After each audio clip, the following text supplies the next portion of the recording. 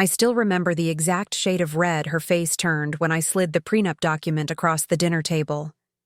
Stunned silence fell over the restaurant as Megan, 7 months pregnant and clutching Daniel's hand, realized her carefully orchestrated plan was crumbling. My husband's expression shifted from confusion to panic as I calmly pointed to Clause 16b. Any child conceived during extramarital affairs receives no financial claim to the Johnson family assets. The holiday music playing softly in the background felt almost comical against the tension that thickened the air between us. I hadn't planned on spending our anniversary dinner this way, but when your husband's pregnant assistant shows up claiming he's the father, sometimes the prenup you insisted on 5 years ago becomes your most powerful ally. Before we jump back in, tell us where you're tuning in from, and if this story touches you, make sure you're subscribed, because tomorrow I've saved something extra special for you. I used to think I had everything figured out. My name is Rachel Johnson, and 5 years ago, I was walking down the aisle toward Daniel, the most charming tech entrepreneur Denver had ever produced. We met at a charity gala where I was coordinating the silent auction for the Children's Hospital. He donated a ridiculous amount for a weekend at his Aspen cabin, then immediately asked if I'd join him. I laughed, thinking he was joking. He wasn't. 6 months later, we were engaged. Our wedding was featured in Colorado Living magazine, not because we were famous, but because Daniel's rising tech company had put him on the map as a local success story. Johnson Technology Consulting had grown from a startup in his garage to a $30 million business with clients across the country. I had my own career in marketing, a master's degree, and a reputation for being meticulous about details. That's why, despite Daniel's romantic protests, I insisted on a prenuptial agreement. "We don't need that, Rach," he'd said, pulling me close in our Cherry Creek kitchen the night before meeting with lawyers. "What's mine is yours, always." "It's not about not trusting you," I explained, running my fingers through his dark hair. "It's about being smart. My parents lost everything in their divorce. I won't make that mistake." He signed it, eventually. Catherine Mitchell, my college roommate turned family law attorney, made sure it was airtight. Looking back, that document was the first domino in a series of events that would eventually save me. The first 3 years of marriage were everything I'd hoped for. We traveled extensively, renovated our dream home, and built a life that looked perfect on Instagram. Daniel's company continued to grow, and I transitioned to consulting work that allowed me a flexible schedule. We discussed having children someday, but agreed to wait until his business stabilized. We were the couple other people envied, successful, attractive, and seemingly in sync. The subtle shifts began in year 4. Daniel started working later, his phone constantly buzzing with notifications. The business was expanding to the East Coast, which meant more travel, more late-night conference calls, more stress that manifested in short tempers and fewer conversations over dinner. I told myself this was normal, growing pains in both marriage and business. That's when Megan Taylor entered our lives. "I've hired an executive assistant," Daniel announced one evening, his eyes bright with enthusiasm for the first time in months. "She's brilliant, Rachel. MBA from Northwestern, experience at 2 tech startups. She'll handle my calendar, travel, communications, everything I've been drowning in." I was relieved. Maybe this would mean more time together, less pressure on our marriage. "That sounds perfect. When do I get to meet her?" "Soon," he promised. "She's still getting settled in Denver. Moved here from Chicago." I did meet her 3 weeks later at a company function. Megan was undeniably capable, articulate, polished, and clearly intelligent. She was also strikingly beautiful, with auburn hair and confidence that commanded attention. I noticed how she anticipated Daniel's needs before he voiced them, a fresh drink appearing as his glass emptied, important contacts seamlessly introduced at exactly the right moment. I also noticed how her hand lingered on his arm when she laughed at his jokes. "She seems very Attentive, I commented on the drive home. Daniel kept his eyes on the road. That's her job, Rach, to anticipate what I need before I need it. Something in his tone, defensive perhaps, sent a small warning flare into the night sky of my consciousness.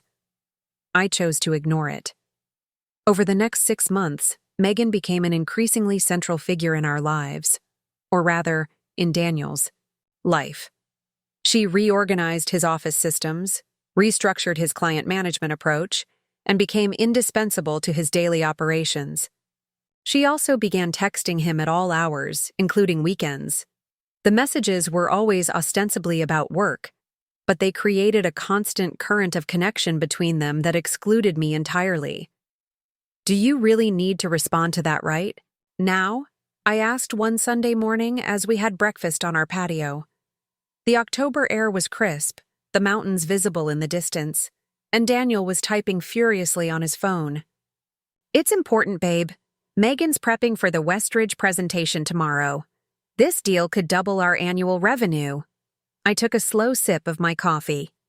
"You know, Daniel, I have an MBA too. I could help with presentations if you needed." He looked up, surprise evident on his face. That's not necessary. Megan has it handled."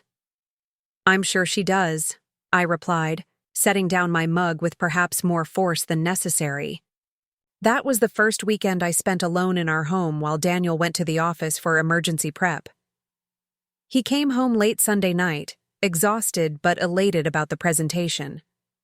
I pretended to be asleep when he crawled into bed, the faint scent of unfamiliar perfume clinging to his shirt. Olivia, my best friend since college, noticed the change in me before I fully admitted it to myself. We were having lunch at our favorite cafe near the Cherry Creek Mall when she placed her hand over mine, stopping my mindless stirring of already dissolved sugar into tea. "Rachel, what's going on? You've mentioned Daniel's assistant 12 times in the past 30 minutes. I set down my spoon. "Have I? I didn't realize." "Something's bothering you about her. What is it?" I hesitated, the words feeling both petty and terrifying once spoken aloud. "I think something might be happening between them. Daniel's never around anymore. He's constantly texting her. Last month there were 3 business trips where she accompanied him." Olivia's expression remained carefully neutral. "Have you asked him about it?" "Every time I bring her up, he gets defensive. Says I'm being paranoid or jealous of her professional contributions." "Are you? Jealous, I mean?" I considered this. Not of her job, but of their connection. They share inside jokes I'm not part of. He lights up when she texts, and I swallowed hard. He deleted his text message history with her when I asked to use his phone last week. My phone was dead, and he handed me his, but snatched it back saying he needed to check something first. When he returned it, their entire conversation history was gone. Olivia leaned back in her chair, her lunch forgotten. "That's not great, Rach." "I know, but what do I do? Install spyware on his phone? Follow him to work? I don't want to be that person." "You could hire a private investigator," she suggested. "But honestly, your gut is probably giving you the answer already." She was right. My intuition was screaming. But I needed evidence, something concrete to confirm or deny my suspicions. That night, I logged into our shared cloud account, not expecting to find anything incriminating. Daniel was too tech-savvy for that. But I discovered that his phone automatically backed up photos to the cloud, including screenshots. There, in a folder from 3 weeks prior, was a screenshot of a hotel reservation confirmation. The Langham, Chicago, a suite, dates matching his supposed solo trip to meet with investors. The reservation was for 2 guests. My hands trembled as I continued searching. There was nothing definitive, no love letters, no explicit messages. But I found more hotel confirmations, dinner reservations for 2 at restaurants I'd never heard of, and a screenshot of a jewelry purchase. A delicate, Sapphire necklace ordered 2 days before my birthday. I never received a sapphire necklace. I closed the laptop, my mind racing. I needed professional advice. Catherine's law office occupied half a floor in one of Denver's gleaming downtown buildings. Her assistant showed me directly to her office, where floor-to-ceiling windows offered a panoramic view of the mountains. Catherine rose from behind her desk, concern evident in her expression. We hadn't spoken in months, both too busy with our respective lives, but one distressed phone call had cleared her schedule for me. "Rachel," she embraced me, her familiar perfume momentarily comforting. "Sit down. Tell me what's happening." I sank into the leather chair across from her desk. "I think Daniel's having an affair with his assistant." Catherine's expression remained professionally neutral as I detailed my suspicions and the evidence I'd gathered. She took careful notes, occasionally asking clarifying questions. When I finished, she set down her pen and looked at me directly. "What do you want, Rachel? Are you considering divorce?" The question caught me off guard. Despite everything, I hadn't actually considered ending my marriage. "I don't know. I guess I want the truth first." Preparing and narrating this story took us a lot of time, so if you are enjoying it, subscribe to our channel. It means a lot to us. Now back to the story. "The truth can be painful," she warned, "and once you have it, you'll need to act on it one way or another." "I understand, but I can't make decisions based on suspicions." Catherine nodded. "In that case, I recommend documenting everything. Continue monitoring the cloud account. Check credit card statements, phone records, anything you have legal access to as his spouse. And Rachel," her voice softened, "prepare yourself financially, just in case. The prenup is solid, but only if we can prove infidelity, which the agreement specifically addresses. We need evidence, not just circumstantial hotel bookings." I left Catherine's office with a checklist of items to gather and a hollow feeling in my chest. That evening, I created a secure email account and began forwarding myself copies of everything I found. I also noticed that Daniel had started working from home more often, bringing work back to our house rather than staying late at the office. This struck me as odd given his earlier patterns, but I said nothing. The following week, Daniel suggested, "We host Thanksgiving dinner at our home." "My mom's coming in from Phoenix," he explained, "and I thought we could invite Jason and his wife, maybe your sister Emily and her husband. Small, intimate." I agreed, grateful for the chance to establish some normalcy. Perhaps I was overreacting about Megan. Perhaps the holiday season would help us reconnect. I threw myself into planning the perfect Thanksgiving. Our dining room was transformed with autumn decor, the menu meticulously crafted to accommodate everyone's preferences. Daniel seemed more attentive than he had in months, helping with preparations and staying close to home. My suspicions began to feel distant, perhaps even unfounded. 3 days before Thanksgiving, I was organizing the guest room for Daniel's mother when my phone buzzed with a text from an unknown number. "Is this Rachel Johnson? We need to talk about Daniel and Megan. Meet me at Blueprint Coffee tomorrow at 10 a.m. It's important." My heart raced as I stared at the message. Could it be a prank? A trap of some kind? I considered ignoring it, but curiosity and dread propelled me to respond. "Who is this?" "Someone who knows the truth. Tomorrow, 10 a.m. I didn't tell Daniel about the message. The next morning, I dressed casually and drove to Blueprint Coffee, a small cafe in an area of Denver I rarely visited. I arrived early, selected a table with a view of the door, and ordered a latte I had no intention of drinking. At precisely 10 Dao, a woman entered. She was perhaps in her early 30s, professionally dressed, and scanning the room with purpose. When her eyes landed on me, recognition flickered across her face. She approached my table. "Rachel?" I nodded, gesturing to the chair across from me. "And you are?" "Allison Martinez. I worked at Johnson Technology until 3 weeks ago. I was in accounting." My mouth went dry. You said we need to talk about Daniel and Megan. Allison folded her hands on the table. I was let go after questioning some expense reports. Specifically, expenses filed by Megan Taylor that Daniel approved without the usual documentation. What kind of expenses? Hotel rooms categorized as client accommodations but without corresponding client meetings. Gifts listed as business development with no recipient companies attached.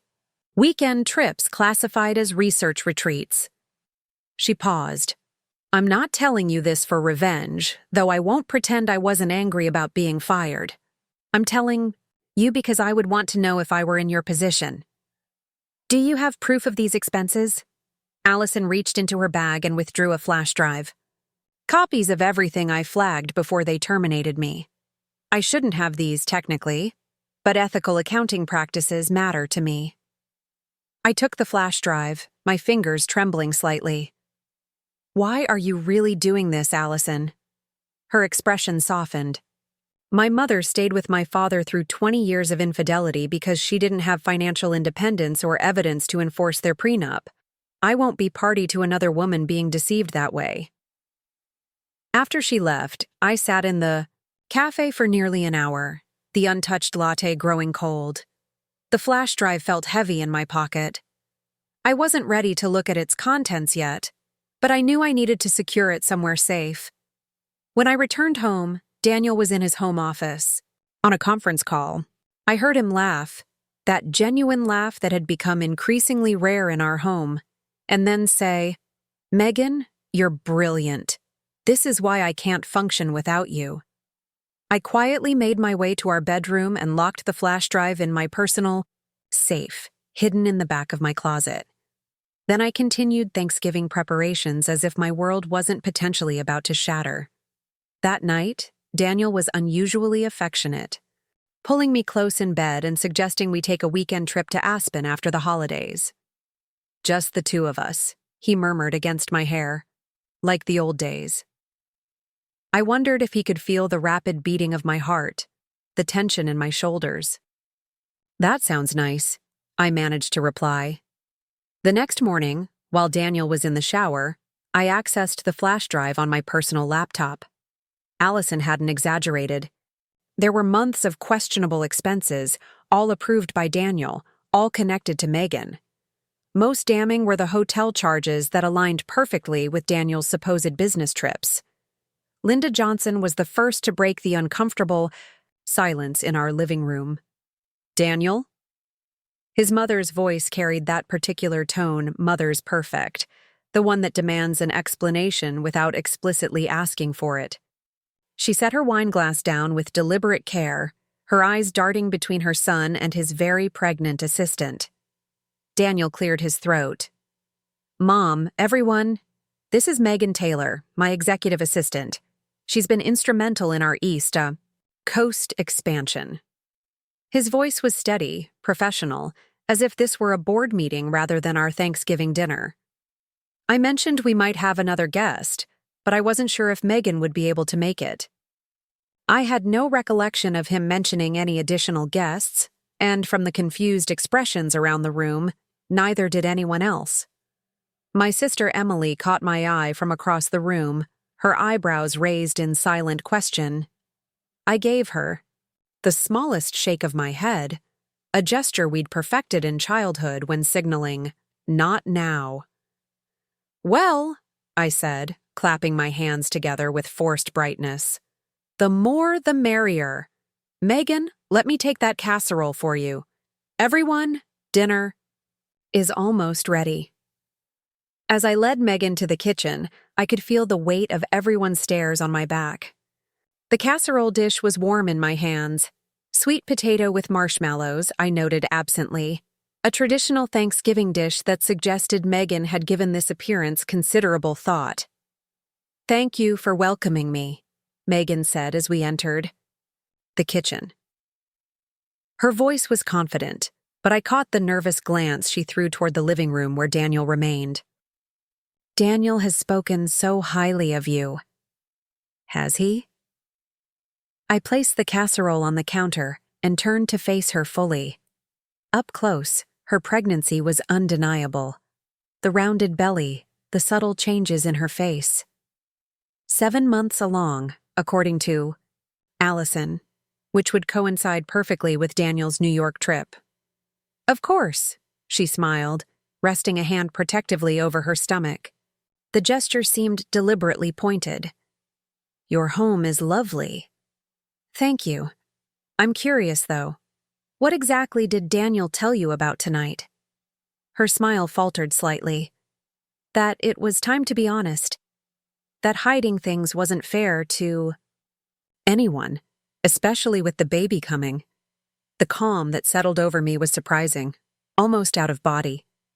I had imagined confronting Daniel's infidelity would feel like drowning, but instead, I felt strangely anchored. I see. And the baby is due in February, she supplied, her hand still cradling her belly. A boy. Congratulations, I said automatically. Would you mind helping me bring these dishes to the dining room? Everyone must be hungry. I saw confusion flicker across her face. This wasn't the reaction she had anticipated. Good. The dining room had been my pride, and joy when we renovated our home 2 years earlier. Cherry wood table long enough to seat 12, crystal chandelier overhead, and floor-to-ceiling windows overlooking the garden. Now, with the snow gently falling outside and candles flickering on the table, it should have been the perfect setting for a holiday meal. Instead, it felt like a stage set for a drama none of us had rehearsed.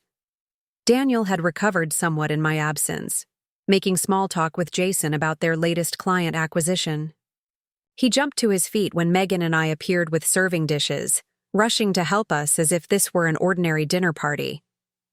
Here, let me get that, he said, taking a heavy platter from Megan's hands.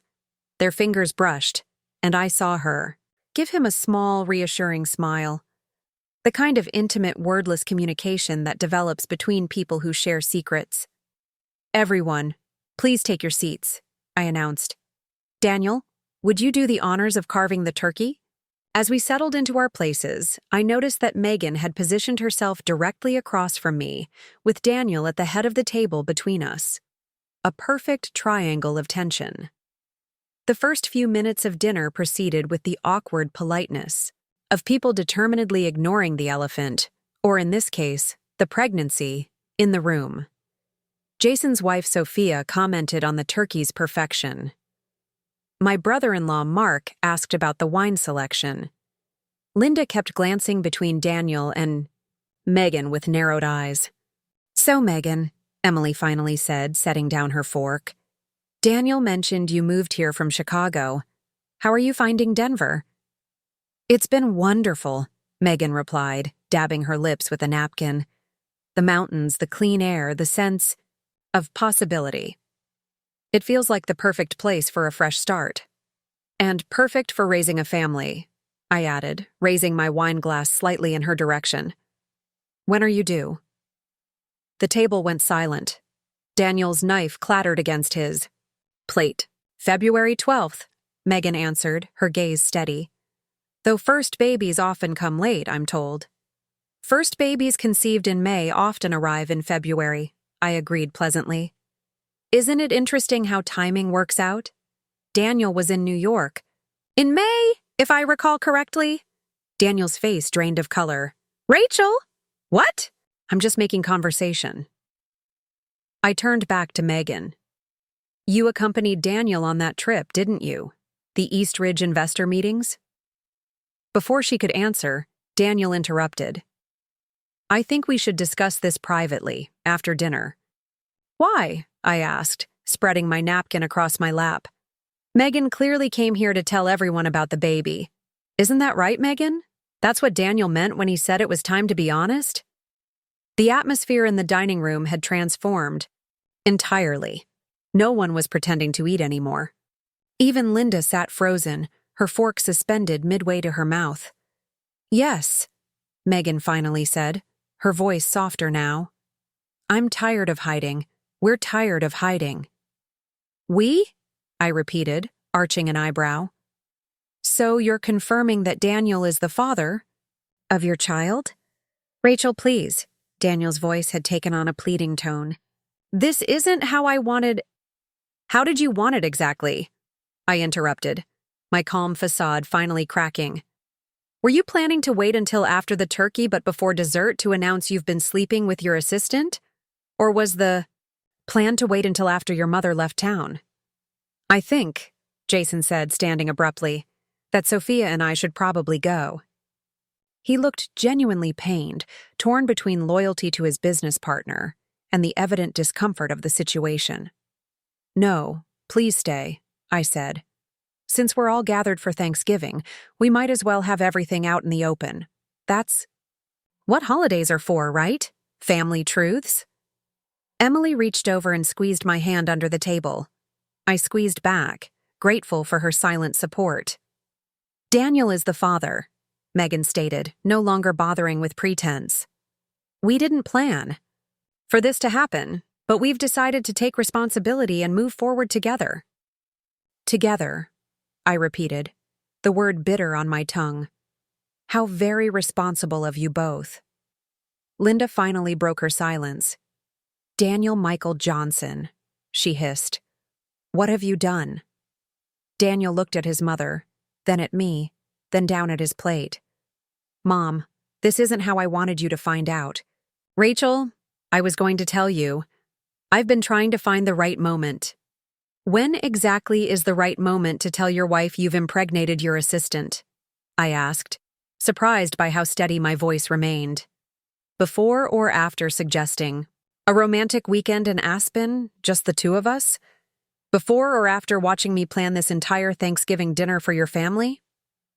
Megan looked genuinely confused. You invited me, Daniel. You said Rachel knew that you'd discussed everything. He lied, I informed her. Apparently, he's quite good at that. Daniel pushed his chair back from the table, the scraping sound, harsh in the tense silence. I can explain everything, but not like this, not with everyone watching. Why not? I challenged. Megan clearly thought this was the plan, a public announcement at Thanksgiving dinner. Very festive. My sister stood up. Mark and I are going to step outside for some air, she announced. Mom Johnson, would you like to join us? Linda seemed torn between wanting to witness the unfolding drama and basic decorum. Perhaps that would be best, she finally agreed, rising shakily from her chair. Jason and Sophia followed suit, mumbling awkward apologies. Within moments, the dining room had cleared except for Daniel, Megan, and me. The half-eaten Thanksgiving dinner lay abandoned between us, steam still rising from the gravy boat. You knew, Daniel said once we were alone. Not a question, but a realization. How long have you known? Long enough, I replied, though not about the pregnancy until recently. That was a special holiday surprise. Megan shifted uncomfortably. In her chair, Daniel told me you two had been having problems for a long time, that your marriage was essentially over in all but name. I laughed, the sound hollow and unfamiliar even to my own ears. Did he? How convenient. We didn't plan this, Daniel insisted, gesturing vaguely toward Megan's belly. It just happened. Things like this don't just happen, Daniel. You made choices. Multiple choices over multiple months. Hotel rooms don't book themselves. Expense reports don't falsify themselves. His head snapped up. What are you talking about? Allison Martinez sends her regards, I said coldly, before you fired her. For questioning your creative accounting, she made copies of everything. Quite thorough copies. Megan paled visibly. You went through company records? No, they came to me. Apparently, ethical people don't appreciate being fired for doing their jobs properly. I turned my attention back to Daniel. The Langham Chicago looked lovely, by the way. Did you enjoy the executive suite? The company certainly paid enough for it. Daniel's expression shifted from defensive to calculating. I had seen this look before in business negotiations. He was reassessing, looking for leverage. Rachel? I know you're hurt and you have every right to be. But we need to discuss this rationally, for everyone's sake. Rationally, I repeated. You want to have a rational discussion about the fact that you've been having an affair with your assistant, spending company money to fund it, lying to me for months, and now she's pregnant? Please, enlighten me on the rational approach to that scenario. Megan placed a protective hand on her stomach again. I understand you're angry, but stress isn't good for anyone right now. We need to discuss arrangements moving forward. Arrangements, I echoed. Something inside me hardened. They had clearly been discussing me, planning how to handle me. What kind of arrangements did you have in mind? Daniel leaned forward, adopting the conciliatory tone he used when smoothing over client concerns. I know this is a shock, but we need to think practically. I'll be supporting Megan and the baby, of course. We'll need to work out a fair division of assets. Fair, I repeated. Each word they spoke dug the knife deeper, revealing how thoroughly they had planned this conversation without me. Daniel loves me, Megan said quietly. We didn't expect this to happen, but now that it has, we want to build a life together. With our son. I looked at her. Really looked at her. Beautiful, accomplished, and 7 months pregnant with my husband's child. The perfect replacement for a wife approaching her late 30s, whose career had taken a back seat to supporting her husband's ambitions. The story was so cliché it was almost boring. Does Jason know? I asked Daniel suddenly. He frowned. Know what? About the creative accounting, the company funds you've been using to finance your affair. That's a mischaracterization, he said stiffly. Any expenses were legitimate business costs. The sapphire necklace was a business expense? Which client received that? Because it certainly wasn't me. Megan's hand flew to her throat, where a delicate silver chain disappeared beneath her sweater. She quickly lowered it, but not before I noticed. I think, I said carefully, rising from my seat, that I need a moment. Excuse me.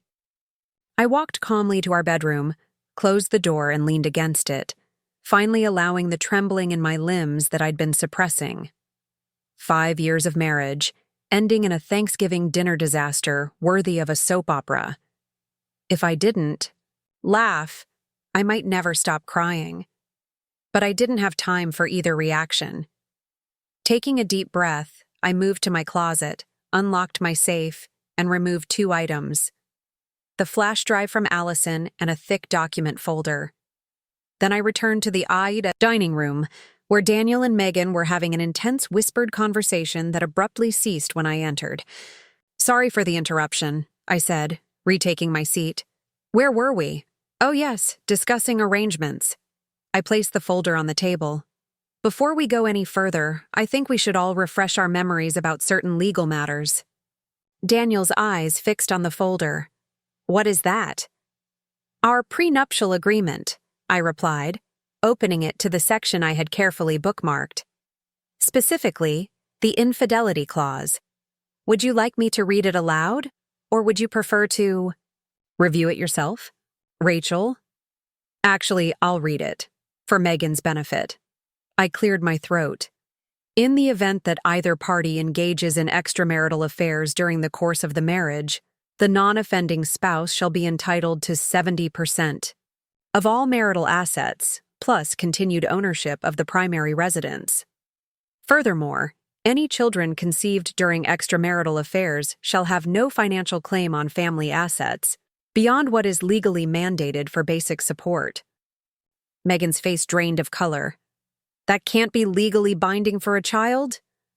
The child's basic support is protected, I clarified.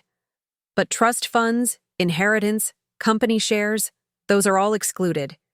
This prenup was drafted by one of the top family law attorneys in Colorado and has been reviewed annually since our marriage. It's quite solid. Daniel's expression had turned to stone. You wouldn't do that to an innocent child. I wouldn't, I agreed. But I also didn't sleep with my employee, drain company funds to finance the affair, or plan to ambush my spouse at Thanksgiving dinner. with news of a love child. I closed the folder. Actions have consequences, Daniel. I didn't write that clause. You signed it. Willingly. This is vindictive, Megan interjected, her earlier confidence evaporating. Using a legal technicality to punish a child. I'm not punishing anyone, I cut her off. I'm enforcing an agreement that Daniel entered into freely. The same way he entered into marriage vows, which apparently meant nothing to him. Daniel leaned forward, his voice dropping. Rachel, be reasonable. We can work this out privately, without lawyers. I'm prepared to be generous. Generous, I repeated, the word tasting like ash. With what? Our shared assets? The company you built while I managed our household and social connections? The home I decorated? I shook my head. No, Daniel. Generosity would have been honesty. Generosity would have been ending our marriage before starting a new family. I slid the flash drive across the table toward him. This contains copies of all the falsified expense reports, personal purchases categorized as business expenses, and hotel bookings paid for through the company. If you're concerned about being generous with our marital assets, perhaps you should worry more about what the company board will think of these creative accounting practices. His face darkened. That's blackmail. No, it's leverage, something you understand quite well. I stood up, smoothing my dress. Now I think it's time for both of you to leave. My family is waiting outside in the cold because you decided Thanksgiving was an appropriate time for this revelation.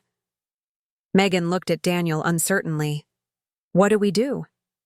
The question wasn't directed at me, but I answered anyway. You leave. You contact a lawyer, not the company's lawyer, your own lawyer, and you prepare for the reality that your child's father has created. Daniel stood slowly, his movements stiff with suppressed rage. This isn't over, Rachel. Actually, it is, I replied, feeling a strange calm settle over me. Our marriage is over. Your unfettered access to our assets is over. The only thing beginning is the legal process that will formalize what you've already decided through your actions. As they gathered their things, I noticed Megan's hand repeatedly going to her throat, to the necklace hidden beneath her sweater. The sapphire necklace that should have been my birthday present, now adorning the neck of the woman carrying my husband's child. The final insult in an evening full of them. I followed them to the door, maintaining my composure through sheer force of will. Daniel paused at the threshold, turning back to face me. I never meant to hurt you, he said, and for a moment I saw a flicker of the man I had married. Uncertain, almost vulnerable. But you did, I replied simply. And you planned exactly how to tell me in front of everyone on a holiday. That wasn't an accident, Daniel. That was a calculated move to control the narrative. His momentary vulnerability vanished, replaced by the cold mask I had seen increasingly over the past year. Without another word, he guided Megan out the door. And into the snowy evening. I watched through the window as they walked to his car, his hand on the small of her back, an intimate gesture I recognized all too well. Only when their taillights disappeared down the street did I allow my shoulders to slump, the facade of strength momentarily cracking. A gentle hand touched my arm. Emily had come back inside, her cheeks flushed from the cold. They're gone? I nodded, unable to trust my voice. Mom Johnson, Jason, and Sophia are in the kitchen, salvaging what they can of dinner. Mark's opening more wine. She squeezed my arm. What do you need, Rach? What did I need? The question seemed simultaneously simple and impossible to answer. I needed the last 6 months back. I needed my marriage to not be a lie. I needed to not be standing in my carefully decorated home on Thanksgiving, having just confronted my husband and his pregnant mistress. Wine, I finally said. Lots of wine. Emily nodded, guiding me toward the kitchen. And tomorrow? Tomorrow, I call Catherine and start divorce proceedings. The kitchen was a flurry of activity when we entered. Linda was aggressively reheating side dishes, her movements sharp with barely contained fury. Jason and Sophia were quietly setting the dining table anew, erasing all evidence of the previous disastrous scene. Mark was indeed opening more wine, lining up bottles like soldiers preparing for battle. "Rachel," Linda said when she saw me, immediately abandoning the sweet potatoes to wrap me in a fierce hug. "I am so sorry. So sorry." The unexpected gentleness nearly broke me. I had always respected Linda, but our relationship had been cordial rather than warm. Now, her maternal embrace offered comfort I hadn't known I needed. "It's not your fault," I managed, pulling back slightly. "You didn't raise him to do this." "No," she agreed, her eyes flashing. "And when I get him alone, I plan to remind him of exactly how he was raised." Despite everything, I found myself smiling. I'd pay to see that conversation. "It's on the house," Linda assured me, returning to her dinner rescue mission with renewed vigor. Jason approached next, his discomfort evident. "Rachel, I had no idea about any of this. The company funds, the situation with Megan, none of it." "I believe you," I said, accepting the glass of wine Mark silently offered. "But you might want to audit those expense reports more carefully going forward." He nodded gravely. First thing Monday morning. We eventually settled back at the dining table. A smaller group now, the empty chairs a stark reminder of the evening's drama. The food was slightly overcooked from reheating, the mood subdued, but there was also an unexpected intimacy to this gathering of allies. "A toast," Emily said, raising her glass. "To Rachel, who just demonstrated more dignity and strength than most people could muster in a lifetime." "To Rachel," they echoed, glasses clinking. I took a sip of wine, the warmth spreading through me a poor substitute for the happiness I had hoped for today, but welcome nonetheless. "Thank you all for staying. I'm sorry the holiday was ruined." "Nonsense," Linda declared, attacking her turkey with surprising ferocity. "The holiday isn't ruined. The marriage is ruined. Important distinction." "Linda," Sophia gasped, but I found myself laughing, actually laughing, for the first time in hours. "She's right," I admitted. "The marriage has been ruined for months. I just didn't have confirmation until today." "What will you do?" Jason asked carefully. "About the company, I mean, the prenup." I considered this. Daniel and I had equal shares in Johnson Technology Consulting on paper, though he was the public face while I had taken a background role. "I don't know yet. I need to talk to Catherine, understand my options." I looked directly at Jason. "But I have no intention of destroying what you've both built. That wouldn't serve anyone." He nodded, relief evident in his expression. "Whatever you decide, you have my support, professionally and personally." The conversation gradually shifted to more mundane topics: Sophia's mother's recent knee surgery, Mark's promotion at work, Emily's plans to renovate their bathroom. Normal, everyday matters that felt surreal against the backdrop of my imploding marriage, but also provided a welcome distraction. By the time we reached dessert, pumpkin pie that had survived the evening's chaos unscathed, I felt a curious sense of clarity emerging from the emotional hurricane. My marriage was over. The life I had carefully constructed with Daniel was ending. But I was still here, surrounded by people who cared about me, protected by my own foresight in insisting on that prenuptial agreement. "Have you thought about where you'll stay tonight?" Emily asked as we began clearing dessert plates. "You're welcome to come home with us. The guest room is already made up." I considered the offer. The thought of sleeping in my bed, our bed, held little appeal. But leaving felt like conceding territory, like admitting defeat. "I appreciate it, but I think I'll stay here tonight," I decided. "This is my home. I'm not being driven out of it." Linda nodded approvingly. "Good girl, stand your ground." "But maybe tomorrow." I looked at my sister. Tomorrow I might take you up on that guest room. Just for a few days, until I get my bearings. Whatever you need, Emily assured me, squeezing my hand. For as long as you need it. After everyone had gone, with hugs, reassurances, and promises to check in the next day, I found myself alone in the silent house. The dining room still bore evidence of our interrupted Thanksgiving. Wine glasses half empty, candles burned. Low, napkins abandoned beside plates. I moved through the rooms methodically, gathering dishes, extinguishing candles, restoring order to the physical space even as my emotional landscape remained in chaos. In the kitchen, I found Megan's sweet potato casserole, still largely untouched.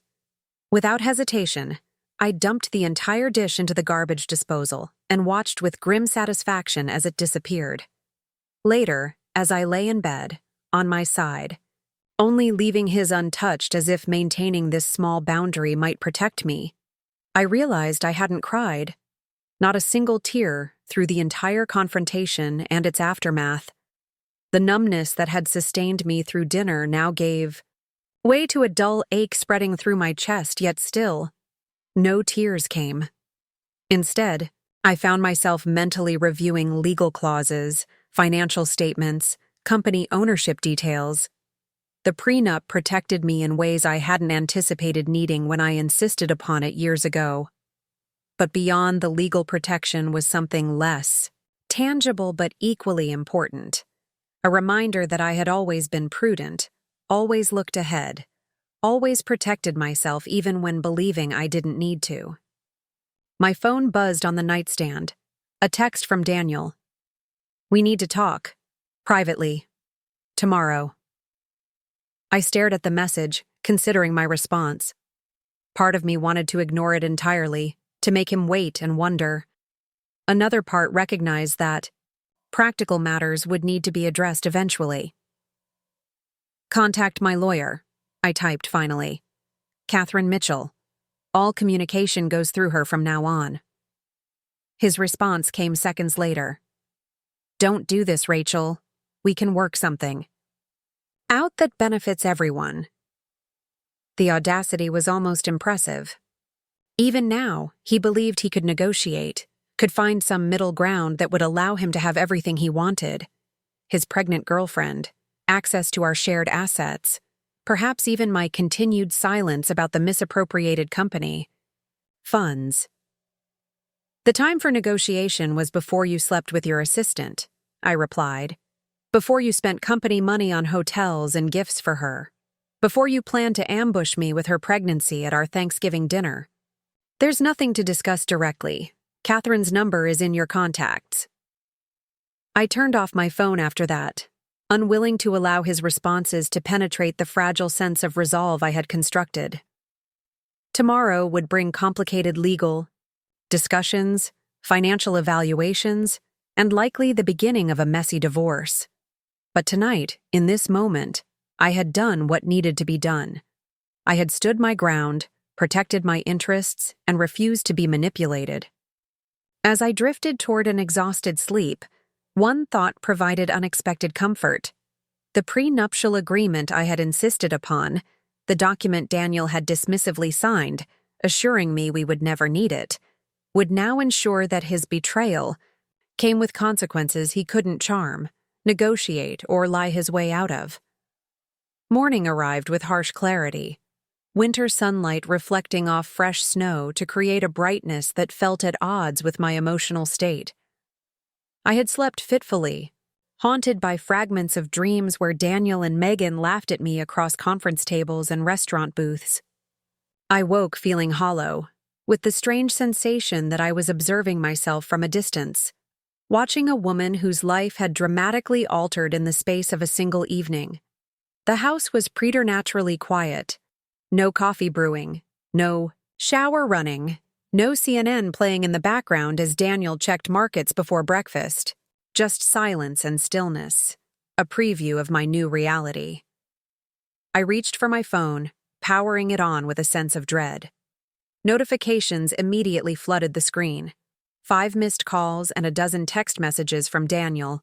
concerned check-ins from Emily and Olivia, and an early morning email from Catherine acknowledging my voicemail and confirming she would meet me at 11 a.m. I scrolled through Daniel's messages, each growing increasingly desperate. Rachel, please be reasonable. We need to discuss this. Like adults. Think about what you're doing to the company. You're making a mistake. I still care about you. This scorched earth approach helps no one. The final message, sent at 3:17 a.m., simply read, I'm sorry. For everything. Too little. Too late. I forced myself to shower and dress, selecting a tailored navy dress and blazer that had always made me feel confident. Armor for the battle. Ahead. As I applied makeup with mechanical precision, I studied my reflection, searching for visible evidence of the earthquake that had shattered my life. But the woman in the mirror looked remarkably unchanged, perhaps a bit paler, with shadows beneath her eyes, but still recognizably myself. Who was I now, without the identity of Daniel's wife? The question surfaced unexpectedly as I fastened a necklace around my throat. We had been Daniel and Rachel for so long that I had almost forgotten how to be simply Rachel. A marketing executive who had stepped back from her career to support her husband's ambitions. A woman who had channeled her organizational skills and creativity into building the perfect home and social life rather than professional achievements. The realization sent a jolt through me. In prioritizing our marriage, I had put my own ambitions on indefinite hold. I had been so busy creating the perfect environment for Daniel's success that I had neglected to nurture my own. That would need to change. Catherine's office felt like a sanctuary when I arrived precisely at 11 a.m., a space where emotion took a back seat to strategy and legal precedent. Her assistant ushered me straight in, where I found Catherine reviewing documents at her desk, her reading glasses perched on the end of her nose. Rachel, she said, rising to embrace me briefly before gesturing to the chair across from her desk. I've reviewed everything you sent. Over. First, let me say how sorry I am that you're going through this. Thank you, I replied, setting my purse on the floor beside me. Has Daniel's lawyer contacted you yet? Not yet, though I expect to hear something today. She removed her glasses, fixing me with a direct gaze.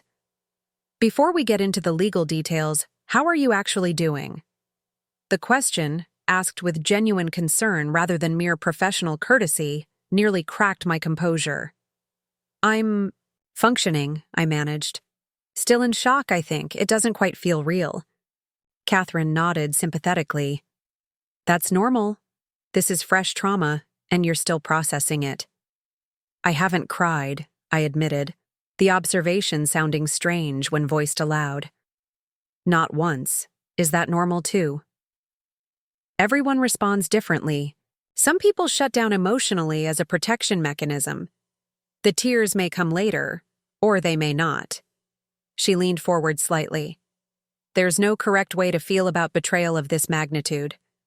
I appreciated her straightforward acknowledgement of what had happened. Betrayal. Not marital difficulties, or infidelity, or any of the other euphemisms that might have minimized Daniel's actions. So, what happens now? I asked, eager to focus on practical matters. Catherine shifted into professional mode, outlining the process ahead with clinical precision. The filing of divorce papers citing infidelity with documented evidence. The enforcement of the prenuptial agreement's specific clauses. The division of assets according to those terms. The potential complications of the company's involvement, given the misuse of funds. The prenup is very strong, she assured me, tapping a document folder. The infidelity clause is clear, and the evidence you've provided is compelling. Moreover, the financial impropriety creates additional leverage beyond the scope of the prenup itself. Leverage for what? For a swift, clean resolution, Catherine explained. Daniel has significant motivation to settle this quickly and quietly, without involving the company board or potential regulatory scrutiny over misappropriated funds. I nodded, understanding her implication. And the pregnancy? Megan's child? The prenup specifically addresses children from extramarital affairs, she confirmed. While the child will be entitled to basic support as Daniel's biological offspring, the agreement excludes any claim on family assets, trust funds, or inheritance beyond that minimum. Daniel will fight that, I predicted. He'll want to provide for his son, and Megan will certainly push for more. Catherine's expression hardened slightly. He should have considered that before conceiving a child outside his marriage. The prenup is binding, Rachel. He signed it willingly, with full legal counsel. The consequences were clearly outlined. She was right, of course. Daniel had made his choices, repeatedly and deliberately. The fact that those choices now had financial consequences for his new family was not my responsibility to mitigate. What about the company? I asked, turning to perhaps the most complicated aspect of our entanglement. I own 45% of Johnson Technology. You have several options there, Catherine said, opening a different folder. You could maintain your ownership position, becoming a silent partner while Daniel continues day-to-day operations. You could sell your shares back to Daniel at a premium, given the circumstances. Or you could potentially sell to a third party, though there may be contractual limitations on that option. I considered these possibilities. The company had been Daniel's vision initially, but my investment, both financial and supportive, had been instrumental in its success. The thought of remaining connected to him through business ties felt uncomfortable, yet walking away entirely meant surrendering a significant asset I had helped build. I need time to think about that, I said finally. I don't want to make decisions out of anger or revenge that I might regret later. Catherine nodded approvingly. A wise approach. Nothing needs to be decided immediately. For now, let's focus on filing the divorce petition and securing temporary orders regarding access to your home and financial accounts. By the time I left Catherine's office 2 hours later, a clear path forward had emerged from the chaos. Divorce papers would be filed Monday morning. A hearing for temporary orders was already scheduled for the following week. Catherine had initiated the process of freezing certain joint accounts and documenting the current state of our assets to prevent any hasty liquidation or transfers by Daniel. I felt oddly lighter as I walked to my car, as if taking these concrete steps had somehow made the situation more manageable. The future remained uncertain, but it was no longer a formless void of pain and confusion. There were procedures to follow, legal protections to invoke, decisions to make from a position of relative strength rather than vulnerability. My phone rang as I slid into the driver's seat. Olivia's name flashed on the screen.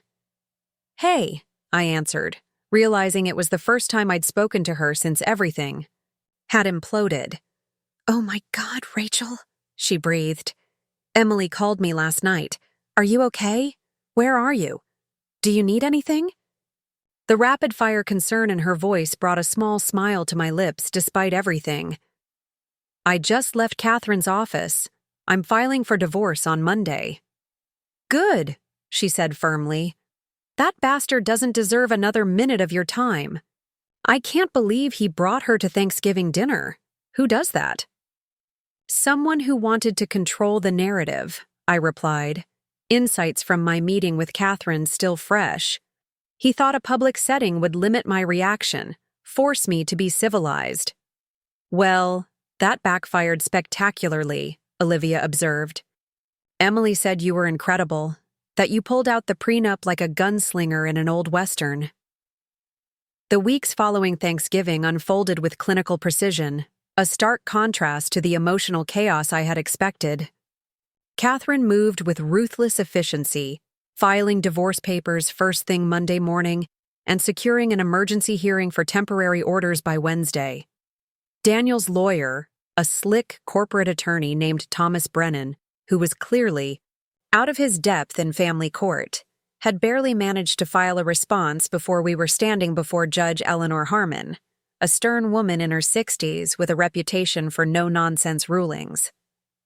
Your Honor, Catherine began, her voice steady and authoritative in the wood-paneled courtroom, we're requesting temporary exclusive use of the marital residence for my client, as well as a freeze on all joint accounts and marital assets pending full financial disclosure. Thomas Brennan rose to object, his expensive suit and carefully styled hair practically screaming corporate law rather than domestic relations. Your Honor, Mr. Johnson requires access to those accounts to maintain his business operations. Johnson, Technology Consulting employs 37 people who depend on the company's continued financial stability. Judge Harmon peered at him over her reading glasses.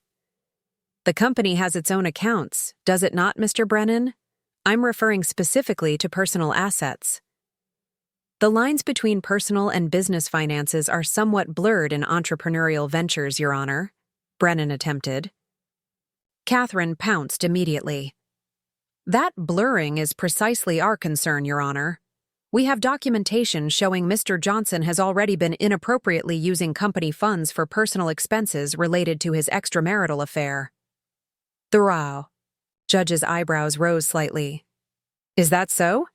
Mr. Brennan, does your client dispute these allegations? Brennan conferred briefly with Daniel, who sat stiffly beside him in a charcoal suit that I recognized as one I had selected during our last shopping trip together. The irony wasn't lost on me. My client acknowledges some personal expenses may have been incorrectly categorized, Your Honor, but disputes the characterization of systematic misuse. Regardless, those are company matters that fall outside the scope of these divorce proceedings. Judge Harmon didn't appear convinced. On the contrary, Mr. Brennan, if marital assets were used to finance extramarital activities, that is very much within the scope of these proceedings. She turned to Catherine. Ms. Mitchell, you mentioned documentation? Catherine produced a folder containing the key evidence from Allison's flash drive, hotel receipts, dinner reservations, the infamous sapphire necklace purchase. As the judge reviewed these materials, I watched Daniel from across the courtroom. His jaw was clenched, a small muscle twitching near his temple, a tell I had learned to recognize during our marriage. He was furious but trying to maintain composure. Judge Harmon handed the folder back to her clerk, her expression unchanged, but for a slight tightening around her mouth. I'm granting the temporary orders as requested. Mrs. Johnson will have exclusive use of the marital residence. Joint accounts will be frozen except for a $5,000 transfer to separate accounts for each party to cover immediate living expenses. Mr. Johnson is to provide a full accounting of all financial holdings, both personal and business-related, within 7 days. She fixed Daniel with a pointed look. And Mr. Johnson, I strongly advise against any further blurring of business and personal expenses while these proceedings are ongoing. This court takes a dim view of such practices. With a final rap of her gavel, it was done.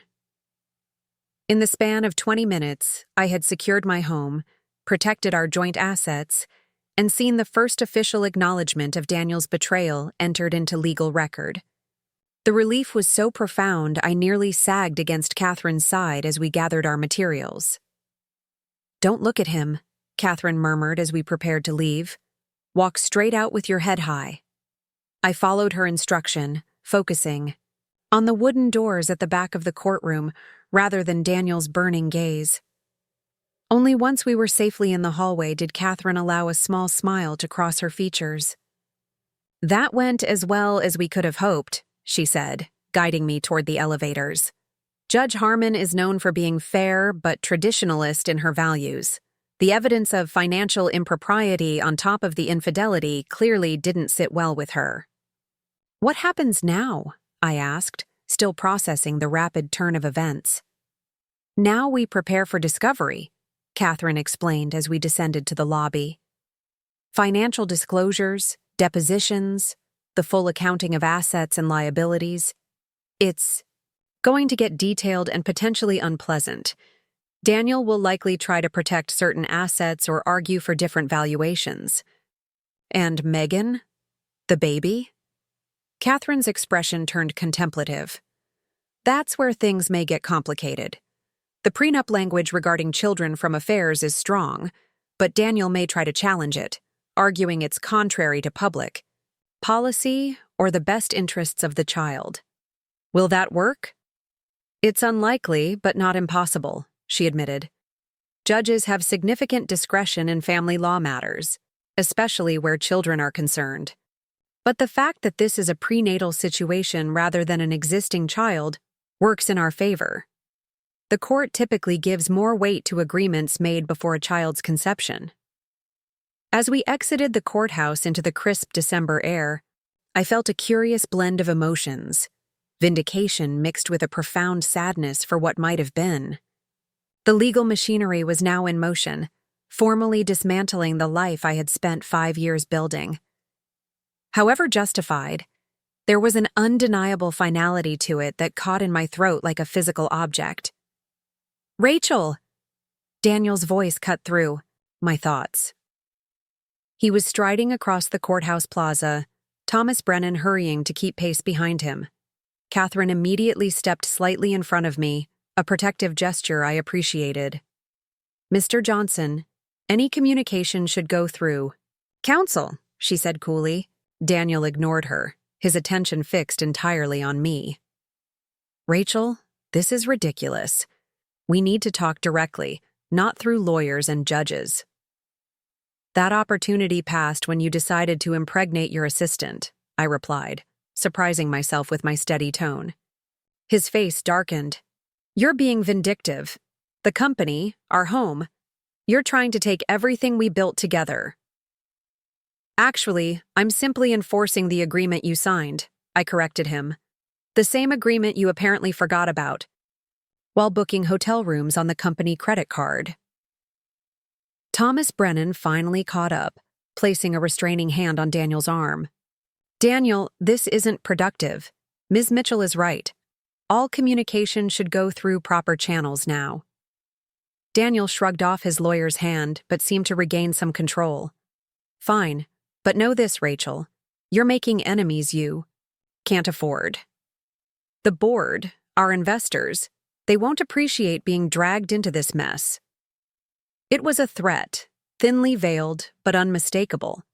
He was reminding me of his connections, his position in the business community we had both cultivated over years. Catherine began to respond, but I held up a hand to stop her. "Are you threatening me, Daniel?" I asked, stepping closer to him. "Because that would be extremely unwise at this juncture. I haven't shown the board or investors a single document. Yet, I've been discreet despite your public humiliation of me at Thanksgiving. But if you want to escalate this beyond a private legal matter, I have a flash drive full of reasons why that's a terrible idea for you." His expression faltered, the confident mask slipping to reveal uncertainty beneath. For perhaps the first time, he was realizing that I held genuine power in this situation, that his actions had created vulnerabilities he couldn't easily dismiss or charm away. "This isn't you," he said finally, his voice lower. "You're not vindictive or cruel. This is Catherine turning you into something you're not." The attempted manipulation was so transparent it almost made me laugh. "No, Daniel, this is me protecting myself because you chose not to. This is me enforcing boundaries because you violated them repeatedly. This is me being exactly who I've always been.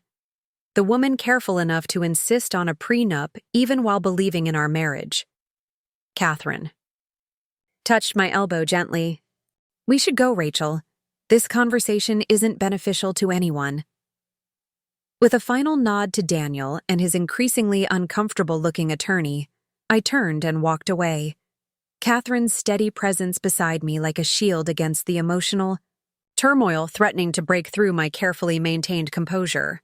"That was well handled," she said once we reached her car. "But try to avoid direct confrontations if possible. Everything you say can potentially be used against you." "I understand," I agreed, buckling my seatbelt. "It won't happen again." But as we drove away from the courthouse, I caught a glimpse of Daniel still standing on the plaza, watching our departure with an expression I couldn't quite decipher.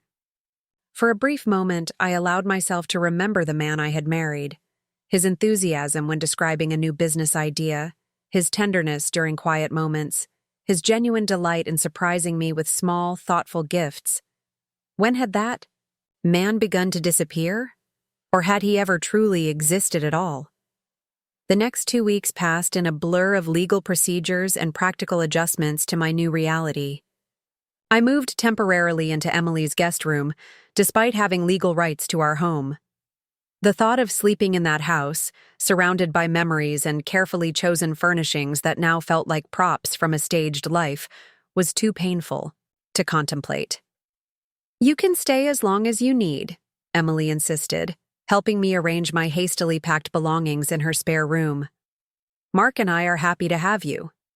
The generosity of my sister and her husband provided a safe harbor during the storm, but I was acutely aware of imposing on their lives, their routines, their private spaces.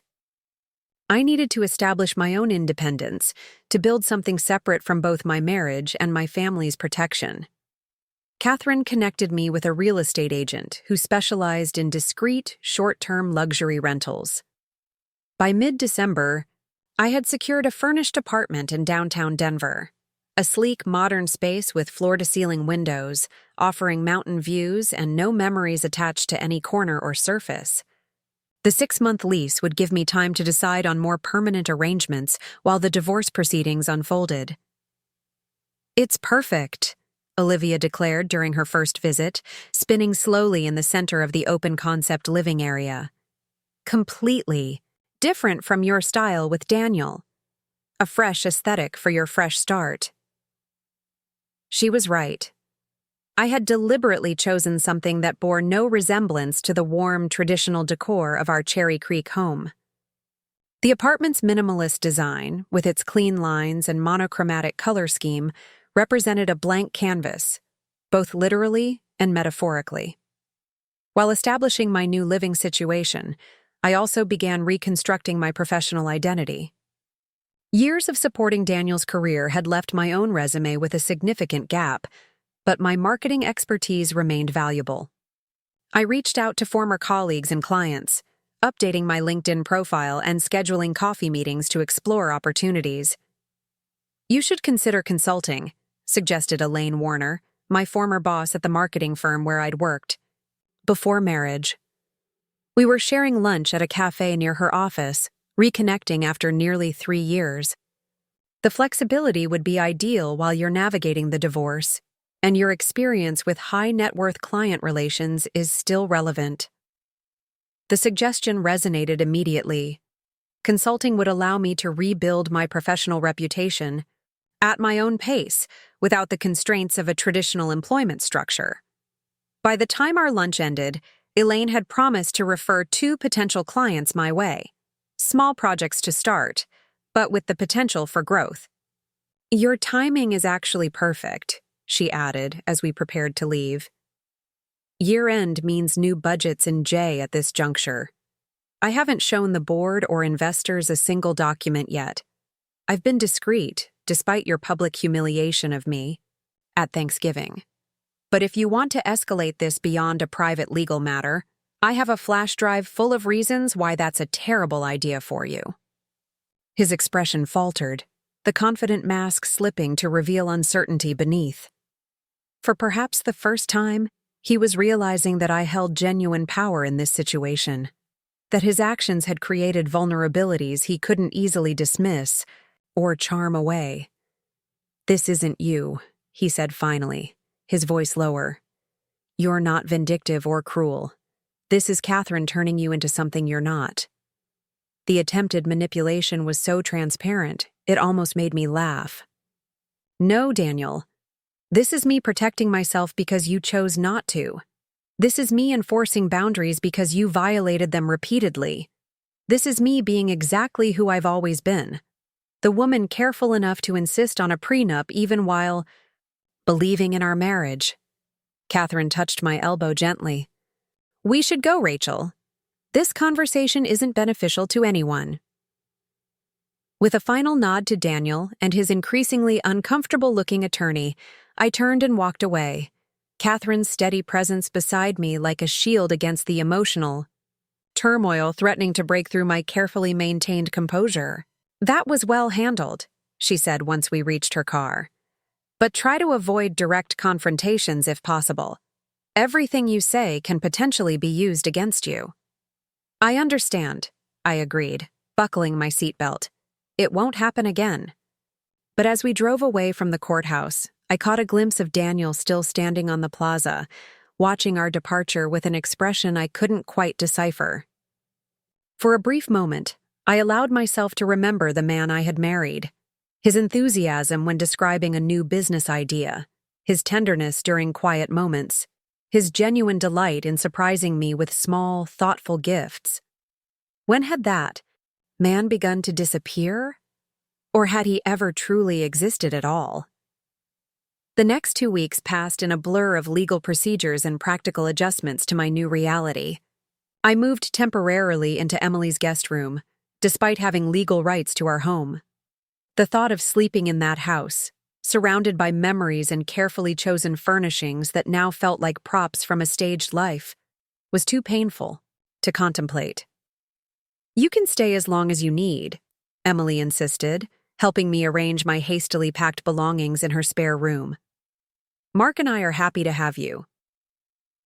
The generosity of my sister and her husband provided a safe harbor during the storm, but I was acutely aware of imposing on their lives, their routines, their private spaces. I needed to establish my own independence, to build something separate from both my marriage and my family's protection. Catherine connected me with a real estate agent who specialized in discreet, short-term luxury rentals. By mid-December, I had secured a furnished apartment in downtown Denver, a sleek modern space with floor-to-ceiling windows offering mountain views and no memories attached to any corner or surface. The 6-month lease would give me time to decide on more permanent arrangements while the divorce proceedings unfolded. "It's perfect," Olivia declared during her first visit, spinning slowly in the center of the open-concept living area. "Completely different from your style with Daniel. A fresh aesthetic for your fresh start." She was right. I had deliberately chosen something that bore no resemblance to the warm, traditional decor of our Cherry Creek home. The apartment's minimalist design, with its clean lines and monochromatic color scheme, represented a blank canvas, both literally and metaphorically. While establishing my new living situation, I also began reconstructing my professional identity. Years of supporting Daniel's career had left my own resume with a significant gap, but my marketing expertise remained valuable. I reached out to former colleagues and clients, updating my LinkedIn profile and scheduling coffee meetings to explore opportunities.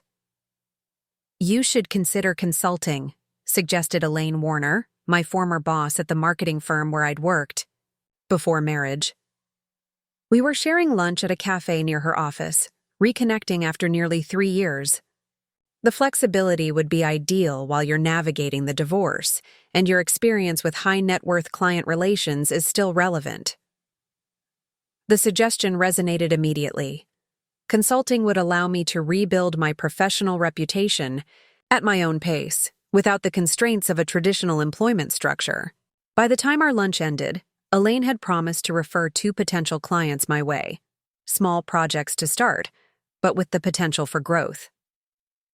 "Your timing is actually perfect," she added as we prepared to leave.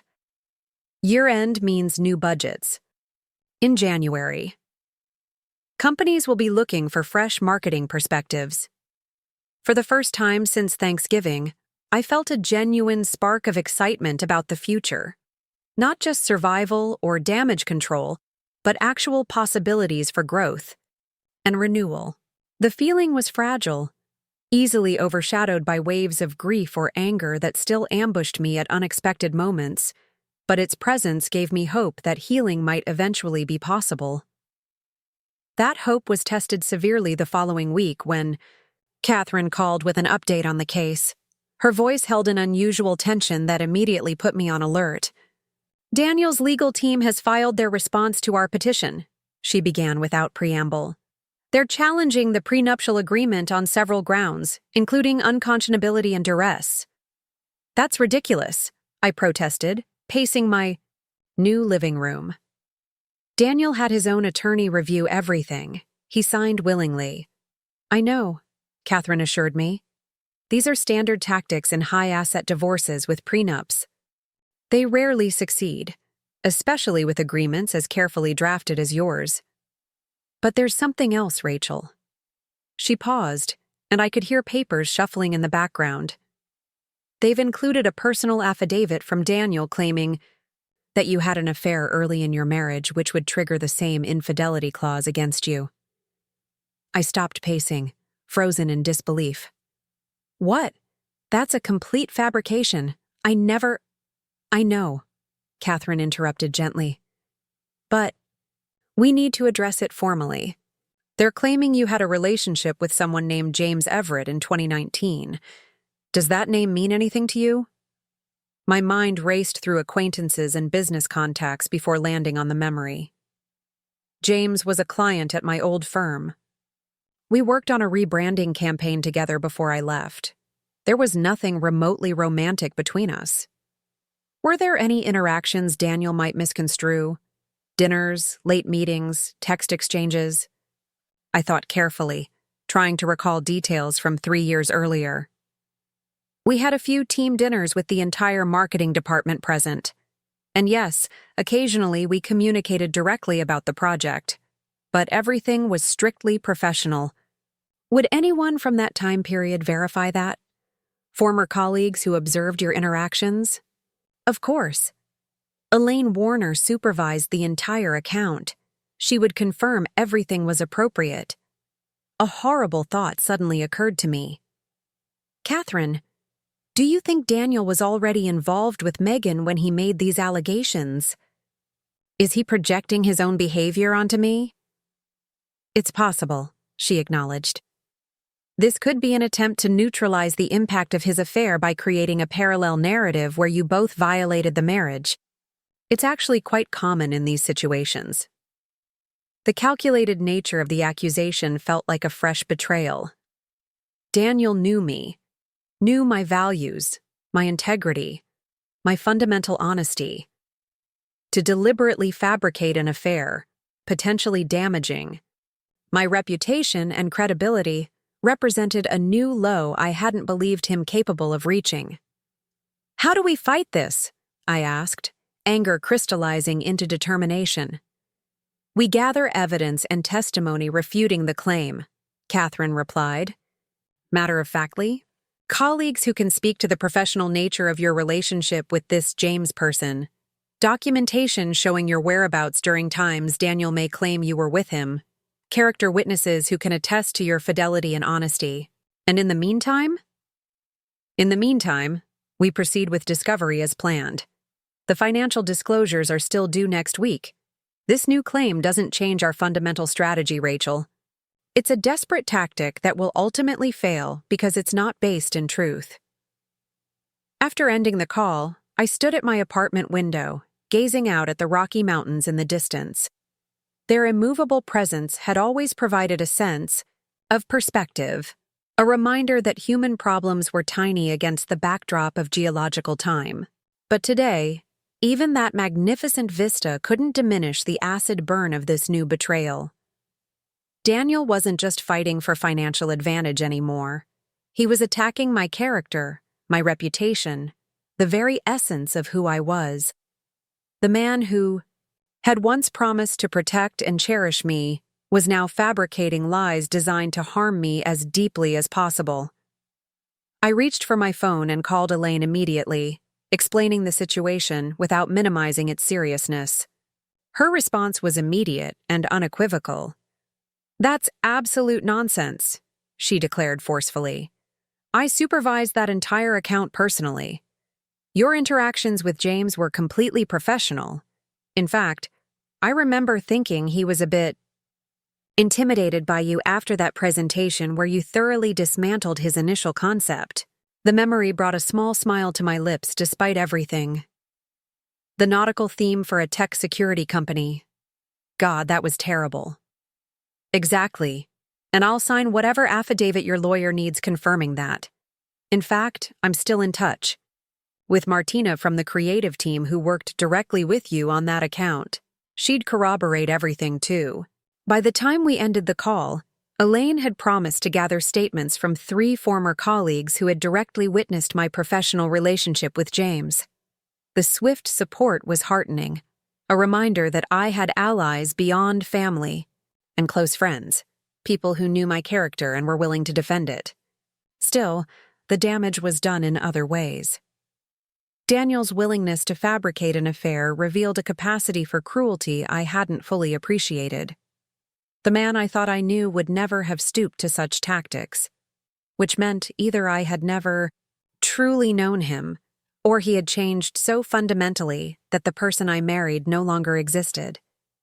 Neither possibility offered much comfort. The following day brought another unexpected development. As I was leaving a coffee meeting with a potential client, my phone buzzed with a text from an unknown number. "Rachel, it's Megan. I think we should talk. Alone." I stared at the message, a surge of emotions ranging from anger to curiosity washing over me. What could Daniel's pregnant assistant possibly have to say that would interest me? Was this another coordinated attack, an attempt to gather information or manipulate me further? After several minutes of deliberation, I responded simply, "Why?" Her reply came quickly, "Because there are things you should know that Daniel isn't telling either of us. Please, just coffee in public." Against my better judgment, and what would certainly be Catherine's advice, I found myself agreeing to meet Megan the following afternoon at a busy cafe in the Cherry Creek shopping district. I chose the location deliberately, public enough to discourage dramatic scenes, but far enough from Daniel's usual haunts to minimize the chance of accidental encounters.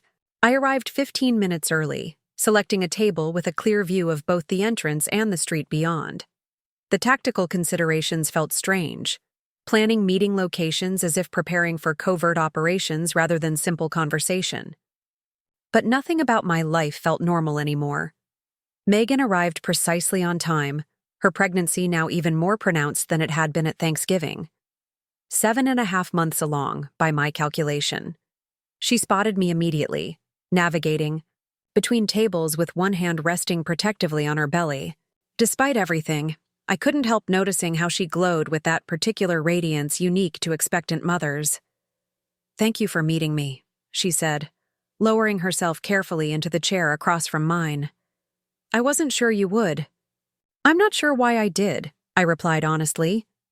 "What is it you think I should know, Megan?" She ordered herbal tea when the server approached, waiting until he had moved away before speaking again. "First, I want to apologize for Thanksgiving. I truly believed you knew about the pregnancy, that Daniel had discussed everything with you. I would never have come otherwise." The apology seemed genuine, but it addressed only the smallest fraction of her transgressions against me. "You believed I knew my husband had impregnated his assistant and was planning to leave me, and that I had magnanimously invited you to Thanksgiving dinner to announce it to our family and friends?" Put that way, the absurdity was glaring. Megan had the grace to look genuinely uncomfortable. "When you phrase it like that, no, it doesn't make sense. But Daniel can be very convincing." She cradled her tea mug between her palms. "He told me your marriage had been effectively over for years, that you stayed together for appearances and business advantages. He said you had an arrangement." I laughed without humor. "An arrangement? How convenient for him to invent." "I know that now," she acknowledged, her expression pained. "But at the time, I believed him. I wanted to believe him." "Why are you telling me this? What do you want, Megan? My blessing? Forgiveness?" She shook her head. "Neither. Those aren't mine to ask for. I'm here because Daniel isn't being honest with either of us, and I thought you deserved to know. This piqued my interest despite my skepticism. Go on." After Thanksgiving, After you revealed the prenup clause about children from affairs, Daniel assured me it wouldn't matter. He said his lawyers would easily overturn it, that he had leverage over you because of your own alleged affair. She met my eyes directly. He mentioned someone named James, said he had proof. The fabricated affair accusation had made its way to Megan too. Interesting that Daniel was using the same lie on both fronts. There was no affair, I stated flatly. James was a client at my former marketing firm. Daniel is lying to both of us. Megan nodded as if confirming something she already suspected. I thought as much. He's been different since Thanksgiving. Secretive. Controlling. When I asked to see this supposed evidence, he became angry, told me to focus on the baby and let him handle the legal matters. Why would you doubt him now after believing everything else he told you? I couldn't keep the edge from my voice. She sighed, absently rubbing her rounded belly. Because I found something on his laptop. He left it open while taking a call. In another room. There was an email draft to someone named Thomas, his lawyer, I assume. My interest sharpened. What did it say? It outlined a strategy for countering your divorce filing. It mentioned creating alternative narratives to neutralize the infidelity clause. There was a line that said, "We need something that appears credible even without substantive evidence." Megan's voice had dropped to nearly a whisper. He was deliberately fabricating an affair to use against you. And when I confronted him about it, he dismissed my concerns, said it was standard legal strategy, that everyone does it in high-stakes divorces. I absorbed this information silently.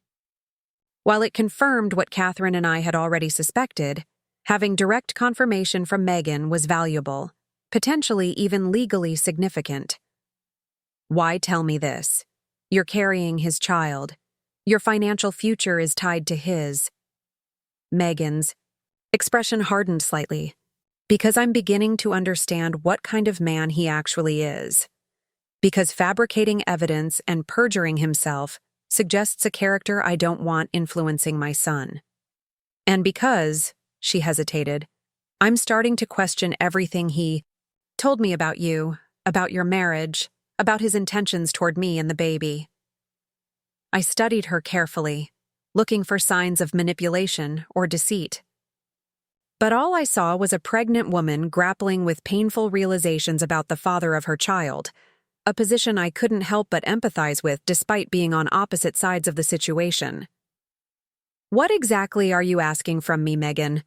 Nothing specific, she replied. I just thought you should know what he's doing, and… She paused, seemingly gathering courage. I wanted to ask if the prenup clause about children from affairs is as ironclad as you suggested. Not for my sake, but for my son's. The question surprised me with its directness. Catherine, my lawyer, believes it's very strong. The fact that the pregnancy occurred during our marriage makes it particularly applicable. Megan nodded slowly, absorbing this. I see. But, I continued, surprising myself, the clause primarily affects inheritance and trust fund access, not basic support. Your son would still receive child support consistent with Daniel's income level. That's clarifying. Thank you. She took a sip of her tea, wincing slightly as she shifted position.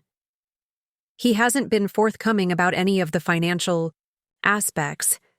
When I ask, he says everything will be taken care of, that I shouldn't worry. An uncomfortable parallel struck me, how similar her current experience was to patterns in my own marriage. Daniel making financial decisions unilaterally. Daniel providing reassurance without transparency. Daniel expecting trust without accountability. If I can offer one piece of advice, I said, the words emerging before I had fully formed the thought. Get your own lawyer, not someone Daniel selects or pays for. Someone who represents only your interests and your child's. Megan looked genuinely surprised at this suggestion coming from me. You would advise that, even though it might complicate your own case? This isn't about winning or punishing anymore, I replied, realizing the truth of it as I spoke. It's about establishing clarity and fairness. Daniel has demonstrated he's willing to lie to protect his interests. You need someone advocating specifically for you. Our conversation continued for another 20 minutes, covering unexpected territory. Megan shared more details about how her relationship with Daniel had evolved, beginning professionally, but gradually crossing boundaries during late nights at the office and business trips. I found myself oddly detached listening to these details, as if she were describing characters in a film rather than my actual husband and the collapse of my marriage. As we prepared to leave, Megan hesitated, her hand again resting on her belly. There's one more thing you should know. The company's financial situation isn't as solid as Daniel portrays publicly. There have been cash flow problems for months. He's been keeping it from the board, using creative accounting to maintain appearances. This was new and potentially significant information. How do you know this? I've been handling his correspondence, including some communications with creditors. And I overheard him arguing with Jason about taking on debt to cover operating expenses. She met my gaze directly. If I were you, with a significant ownership stake, I'd look into this before agreeing to any settlement involving company shares. With that final revelation, we parted ways. Unlikely allies connected by the same man's deceptions. As I watched Megan's retreating figure, her pregnancy now so visible she had developed the distinctive waddle of late-term expectancy, I felt a strange mixture of emotions. Anger and betrayal remained, but they were now complemented by something unexpected. A grudging respect for her willingness to share information that served my interests potentially at the expense of her own. I immediately called Catherine to relay the conversation, particularly the revelation about the company's financial struggles. This is significant, Catherine agreed. If Daniel is concealing financial difficulties while trying to minimize your ownership value in settlement negotiations, that's highly problematic from a legal standpoint. Can we use Megan's information directly? Not without her willingness to provide formal testimony, which might be unlikely given her complicated position. But it gives us direction for our financial discovery. We'll request specific categories of documents, creditor communications, internal cash flow reports, loan applications. If there's fire behind this smoke, we'll find it. The call with Catherine left me energized in a way I hadn't expected. For weeks, I had been reacting to Daniel's actions, responding to his legal maneuvers, defending against his fabricated accusations. Now, finally, I had information that allowed me to take proactive steps. That evening, as I sat in my minimalist apartment watching snow fall gently over the Denver skyline, I realized something fundamental had shifted within me. The pain of Daniel's betrayal hadn't diminished, but its power over me had. I was no longer simply the wronged wife fighting for her fair share. I was a woman strategically rebuilding her life, making careful decisions based on facts rather than emotions. The prenup that had once seemed like a cold, businesslike formality inserted into our romance had become my shield and sword in this unwanted battle. But beyond its legal protections, it represented something more significant. My own foresight and self-protection, my unwillingness to surrender my autonomy even in the heady days of new love. That same instinct for self-preservation would guide me forward now, through whatever challenges the divorce proceedings might still bring. Daniel had underestimated me once, assuming I would crumble under the public humiliation of his pregnant assistant's appearance at our Thanksgiving dinner. He wouldn't make that mistake again, not after I had revealed the prenup clause that would reshape his financial future as dramatically as his choices had reshaped my personal one. As I prepared for bed that night, my phone buzzed with a text from Daniel. "We need to talk about the company. Important development. Can we meet without lawyers?" I studied the message, noting its deliberate vagueness and the urgency it attempted to convey. 2 months ago, I would have responded immediately, rearranging my schedule to accommodate what Daniel deemed important. Now I simply switched off my phone without replying. Whatever corporate crisis he was facing would still be there in the morning, after I'd consulted with Catherine and decided how, or whether, to engage. The prenup had given me more than legal protection. It had given me the power to set my own pace, to establish my own priorities, to reclaim my time and attention from the man who had taken them for granted for too long. Whether Daniel's text represented a genuine business concern or another manipulation attempt, my response would be measured and strategic, not emotional or reactive.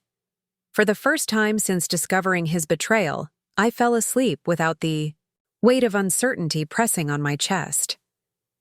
Whatever came next, I would face it from a position of strength, armed with legal protections, professional support, and most importantly, a renewed confidence in my own judgment. The prenup clause that Daniel had dismissed years earlier as an unnecessary formality had become the foundation upon which I would rebuild my life, one careful decision at a time. January in Denver arrived with brutal cold and startling clarity. While the mountains disappeared behind curtains of snow, my path forward became increasingly defined. Catherine's team had uncovered exactly what Megan hinted at. Johnson Technology was facing significant financial challenges, masked by creative accounting and Daniel's relentless optimism in communications with the board. The East Coast expansion was premature, Catherine explained, spreading financial documents across her desk during our morning meeting. They secured clients, but at razor-thin margins that aren't covering the additional overhead.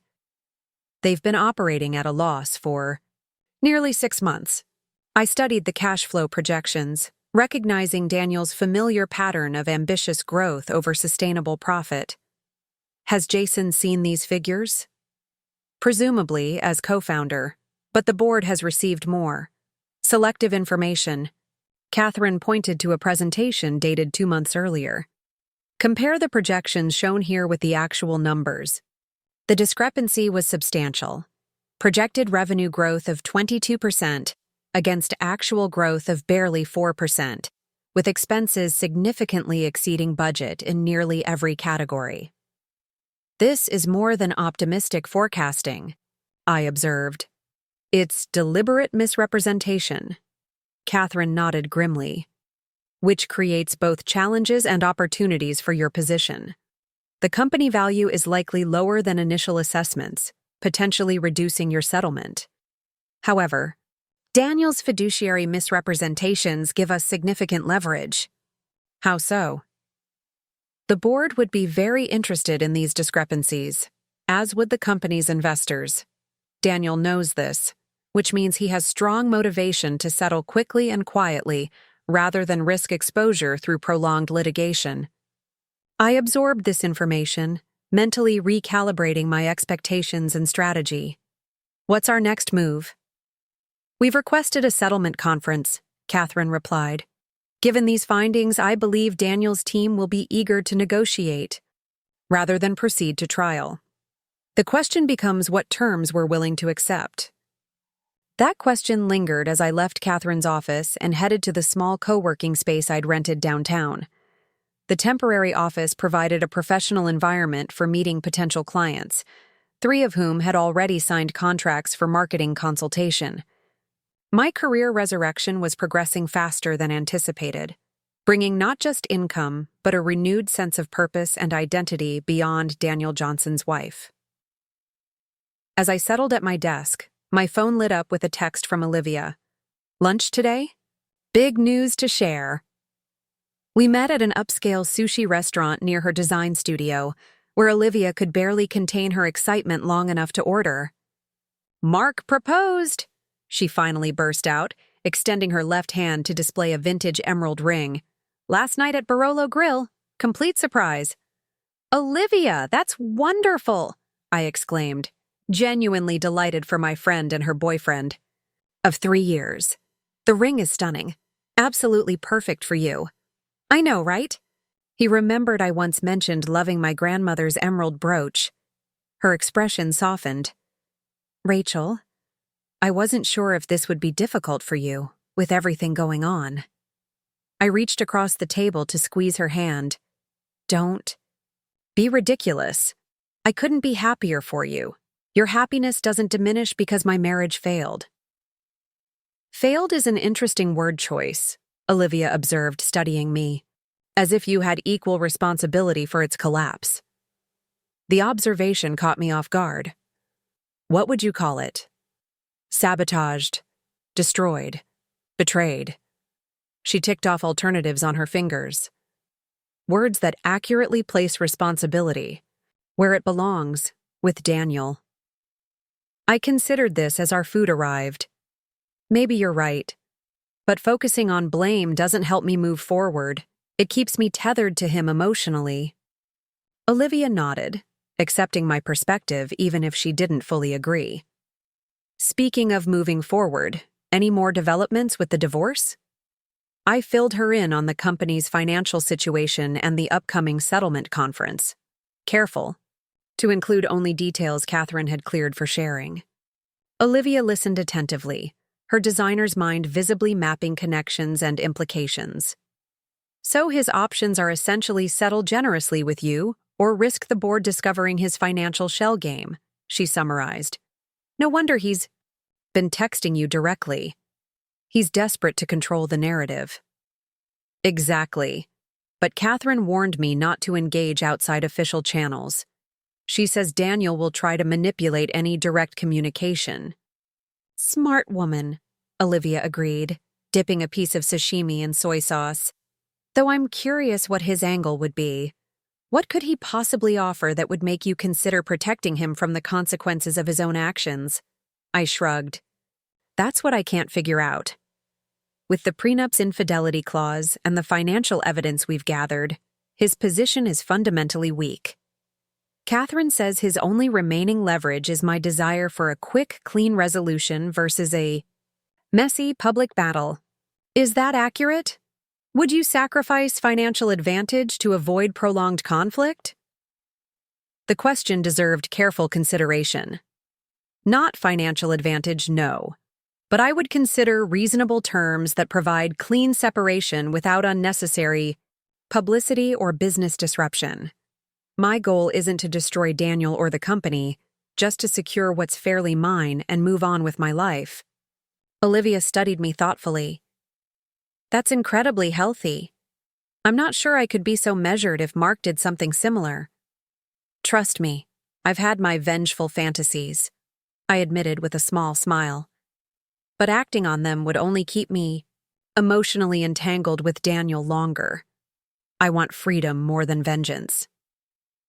As lunch concluded and we prepared to part ways, Olivia hugged me tightly. I'm officially asking you to be my maid of honor, she whispered.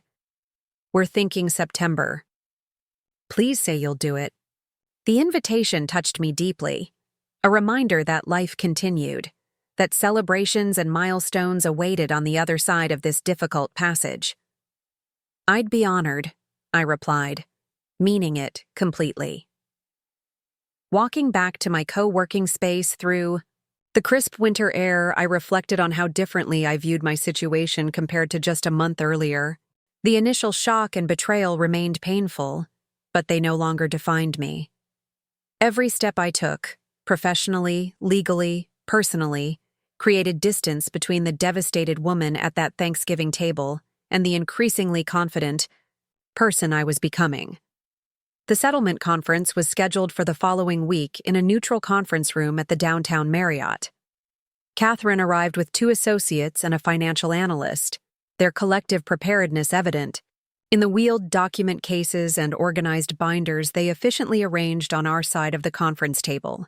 Daniel entered with Thomas Brennan and an older attorney I didn't recognize, along with what appeared to be their own financial expert.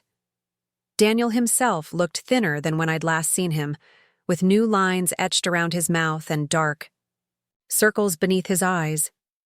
The impeccable grooming that had once seemed effortless now appeared deliberately maintained against encroaching dishevelment. Our eyes met briefly across the table before I deliberately shifted my attention to Catherine's opening remarks. focusing on her clear articulation of our position rather than Daniel's attempt at silent communication. Before we begin, Catherine stated calmly, I want to clarify that my client's primary objective is a fair and final resolution that honors the prenuptial agreement both parties signed voluntarily. We believe the terms of that agreement, particularly given Mr. Johnson's documented infidelity, provide a clear framework for division of assets. Thomas Brennan leaned forward, his corporate polish slightly frayed at the edges.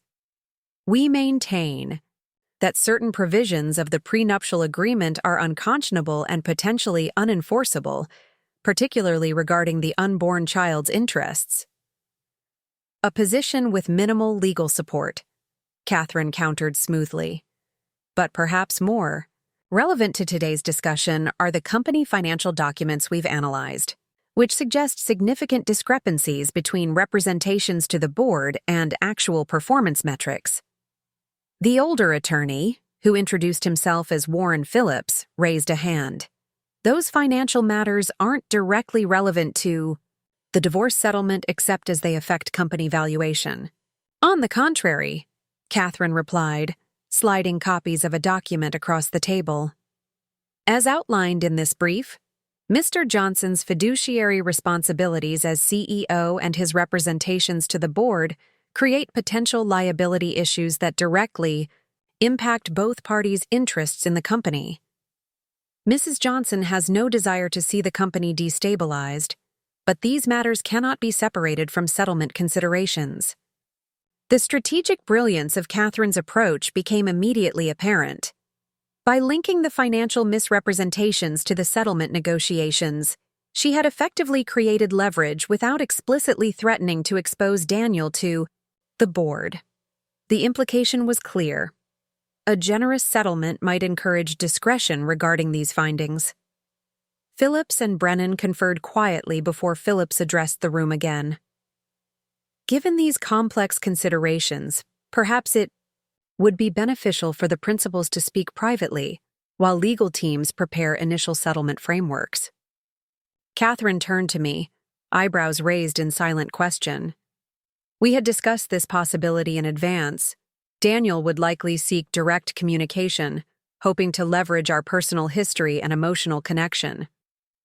I'm willing to speak with Mr. Johnson briefly, I agreed, maintaining formal language, but any substantive agreements will require counsel review. We were directed to a smaller adjacent conference room, its panoramic windows overlooking snow-covered mountains. Beyond the city skyline, Daniel closed the door behind us, maintaining a careful distance as if unsure of his welcome in my personal space. You look well, he offered, his voice softer than during the formal proceedings. Thank you. I kept my response neutral, neither encouraging nor discouraging personal conversation. Catherine indicated you wanted to discuss settlement parameters directly. Daniel sighed, running a hand through his hair, a familiar gesture that once would have prompted me to smooth it back into place. Rachel, we both know this posturing through attorneys is unnecessary. We built a life together for 5 years. Surely we can find a reasonable resolution without financial warfare. I agree completely, I replied, surprising him with my calm acquiescence. A reasonable resolution would be full enforcement of the prenuptial agreement we both signed, with fair valuation of all assets including your company. His expression tightened. The company situation is complicated. Yes, I've seen the financial reports. The East Coast expansion is significantly underperforming projections. The new client acquisition costs exceed revenue generation. The debt-to-income ratio has reached potentially unsustainable levels. I listed these facts without emotion, watching recognition dawn in his eyes. Your complicated situation is well documented in our discovery materials, Daniel. He moved to the window, gazing out at the mountains as if seeking perspective or escape.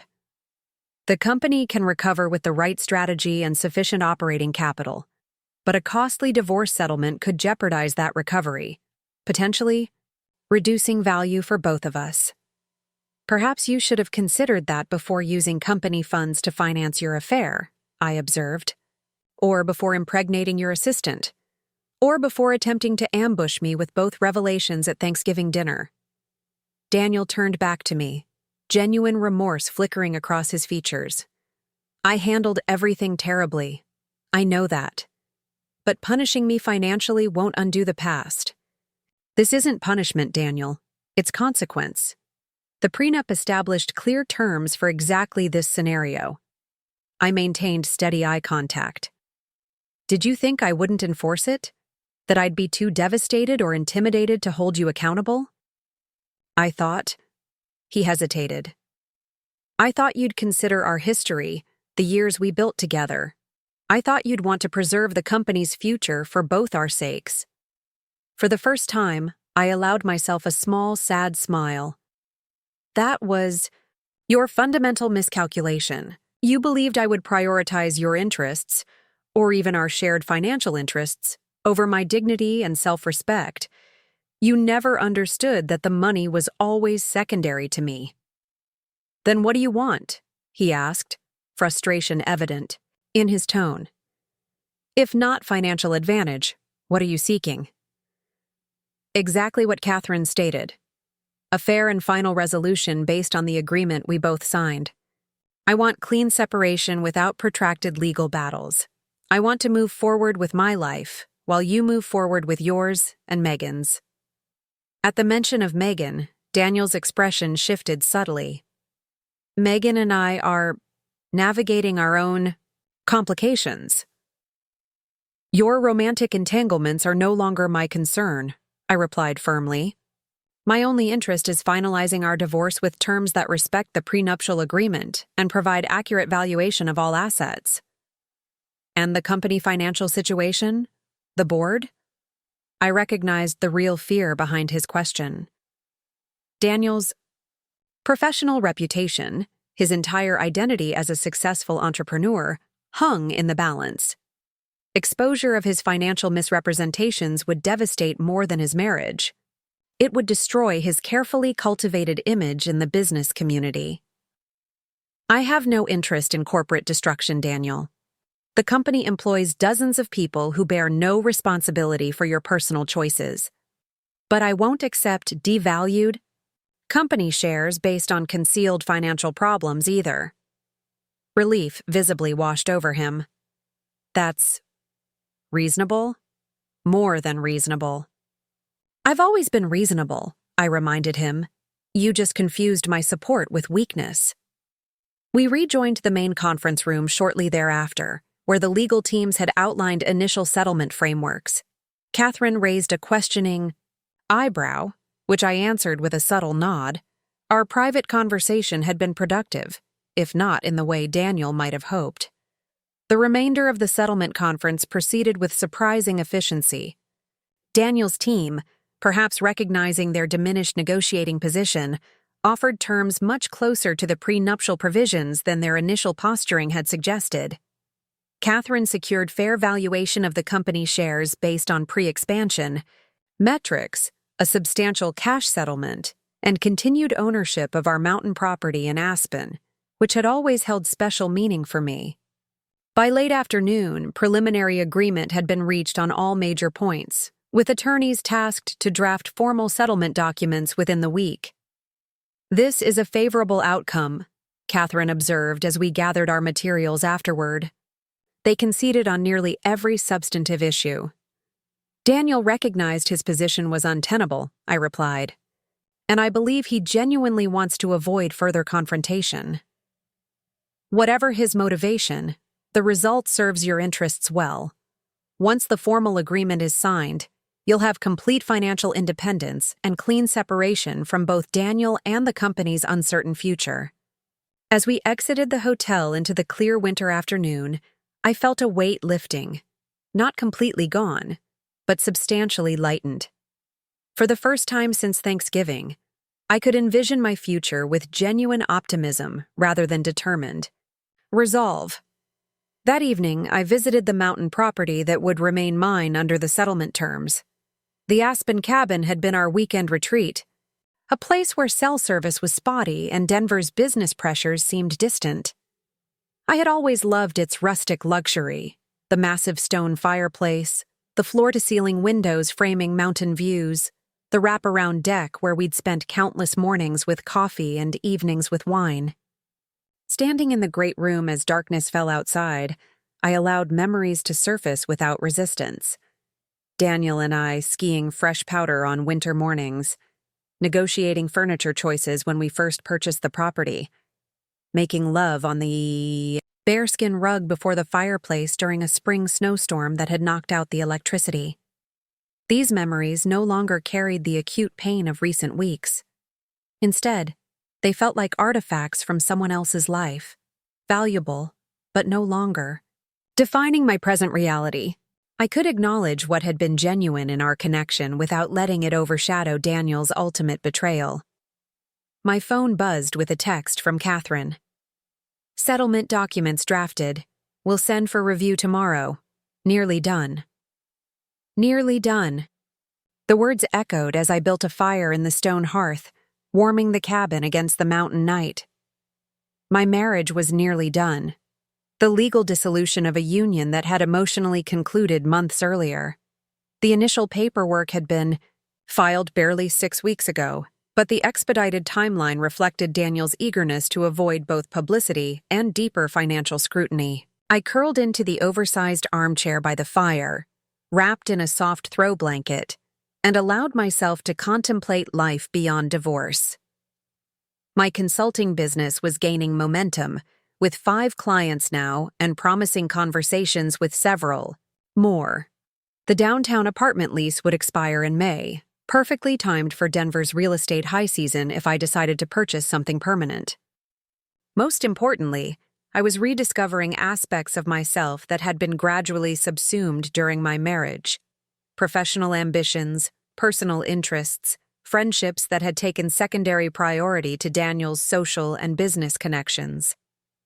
The woman emerging from this crucible was both familiar and new, stronger in some ways, more cautious in others. My contemplation was interrupted by another text message, this one from Megan. Baby arrived early this morning. 6 Libby's 8OZ, named him Ethan. The news landed strangely, somewhere between distant curiosity and peculiar connection. Daniel's son had been born. A child who, under different circumstances, might have been my stepchild. A boy who would never know me but whose existence had irrevocably altered my life trajectory. After careful consideration, I replied simply, "Congratulations. Wishing you both health and happiness." Her response came quickly. "Thank you. I followed your advice and got my own lawyer. Best decision I could have made."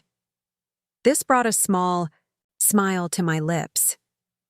Whatever complex emotions I harbored about Megan's role in my marriage's dissolution, I couldn't help appreciating the irony. Both women in Daniel's life had ultimately protected themselves legally, rather than relying on his promises. The remainder of winter passed in a blur of professional activity and legal formalities. The settlement agreement was signed and filed with the court, its terms reflecting the prenuptial provisions with minimal adjustments. Daniel's fabricated claims about my alleged affair with James Everett were quietly withdrawn, removed from court filings without further mention. Judge Harmon granted our divorce decree in early March, officially ending our marriage in a brief courthouse proceeding that Daniel didn't attend. Catherine explained he was in Chicago, presumably with Megan and their newborn son, but his absence felt appropriate. Our marriage had ended months earlier in emotional reality. The legal formality was merely administrative. "Congratulations, I suppose," Catherine said afterward as we descended the courthouse steps. "Though that seems an odd word for the occasion." "Actually, it fits," I replied, surprised by the genuine lightness I felt. "This represents freedom and new beginning, which are worth celebrating." The spring thaw brought literal and metaphorical renewal to Denver. As the mountains emerged from snow cover and crocuses pushed through softening soil, my own life blossomed with fresh possibilities. My client roster expanded sufficiently to justify hiring an assistant, an irony not lost on me. I purchased a townhouse in the Highland neighborhood, its contemporary design and rooftop deck offering views of both downtown and the mountains beyond. Most significantly, I reclaimed my maiden name, Jordan, shedding the last formal connection to my marriage. Rachel Jordan. The name felt both familiar and new, like rediscovering a beloved sweater packed away and forgotten. To Rachel Jordan. And her magnificent resurrection, Olivia toasted during a small dinner gathering at my new home. Emily, Mark, and several other close friends raised their glasses in agreement, their faces reflecting genuine happiness for my emerging stability. As the evening progressed into comfortable conversation and shared laughter, I found myself observing the scene with peculiar detachment, not in a negative sense, but with newfound perspective. 6 months earlier, my identity had been so thoroughly entwined with Daniel's that his betrayal had seemed to destroy my entire foundation. Now, surrounded by friends in a home I had selected and furnished entirely to my own taste, I recognized that foundation had never truly collapsed. It had simply been revealed beneath the structures I had mistaken for permanent. The final psychological milestone arrived unexpectedly on a Tuesday afternoon in late April. I was reviewing a marketing campaign for a new client when my assistant announced a package delivery requiring signature. The courier handed me a small box with Daniel's name on the return label, the first direct communication since our divorce finalization. Inside, nestled in tissue paper, lay a familiar object, the sapphire necklace I had discovered in Daniel's cloud account screenshots months earlier. The necklace he had purchased for my birthday, but apparently given to Megan instead. A small card accompanied it with a handwritten note. "This was always meant for you. One of many promises I failed to keep. I'm sorry. D." I studied the delicate pendant, oval blue stone in a simple platinum setting, suspended from a fine chain. It was beautiful, exactly the style I had always preferred. In another lifetime, it would have been a thoughtful, meaningful gift from husband to wife. Now, it was simply a relic, a physical representation of broken promises and discarded commitments. Whatever Daniel's intention in sending it, the gesture felt hollow, perhaps even manipulative in its apparent contrition. Without hesitation, I placed the necklace in my desk drawer and returned to my work. Later that week, I donated it to the Children's Hospital charity auction, the same event where Daniel and I had met years earlier. The symmetry felt appropriate, closing a circle that had opened with well-intentioned romance and closed with clear-eyed reality. 1 year after that fateful Thanksgiving dinner, I found myself hosting my own holiday gathering, smaller and less formal than our previous entertaining, but warm with genuine connection. Emily and her husband, Olivia and Mark, now herself sporting an engagement ring, Catherine and her wife, and several newer friends gathered around my dining table. "I'd like to propose a toast," I said, rising with wineglass in hand. "To unexpected journeys and the strength we discover along the way. To prenuptial agreements." This drew knowing laughter from the group. "And to the futures we build on our own terms." "To Rachel," Catherine added, raising her glass higher, "who turned betrayal into liberation with more grace than anyone I've encountered in 20 years of family law." As conversation and laughter filled my home, I felt a sense of completion that had nothing to do with Daniel, Megan, or the drama that had consumed last year's holiday. The prenup clause that had provided my legal protection had ultimately delivered something far more valuable than financial security. It had given me the foundation upon which to rebuild my life entirely on my own terms. Daniel's pregnant assistant, showing up at our family dinner, had indeed changed everything, but not in the way either of them had anticipated. Instead of crushing me, their betrayal had ultimately freed me to discover my own resilience, reclaim my professional identity, and create a life more authentically aligned with my values than the marriage had ever been. As I looked around at the faces of those who had supported me through the darkest moments, I silently thanked the younger version of myself who had insisted on that prenuptial agreement despite romantic protestations. She had somehow known that protection wasn't cynical, but prudent, that independence wasn't unromantic, but essential. That woman, clear-eyed, pragmatic, fundamentally self-respecting, had never truly disappeared. She had simply been waiting for me to remember her existence. Now reunited with that core strength, I faced forward into a future entirely of my own design, the prenup clause having served its purpose not just legally, but transformationally. The irony wasn't lost on me. The legal document Daniel had signed, with casual dismissal, believing we would never need it, had ultimately become the instrument of my liberation when his choices made it necessary. Sometimes the most important provisions are the ones we hope never to invoke, but their existence provides the security to move forward with confidence, come what may. Up next, you've got 2 more standout stories right on your screen. If this one hit the mark, you won't want to pass these up. Just click and check them out.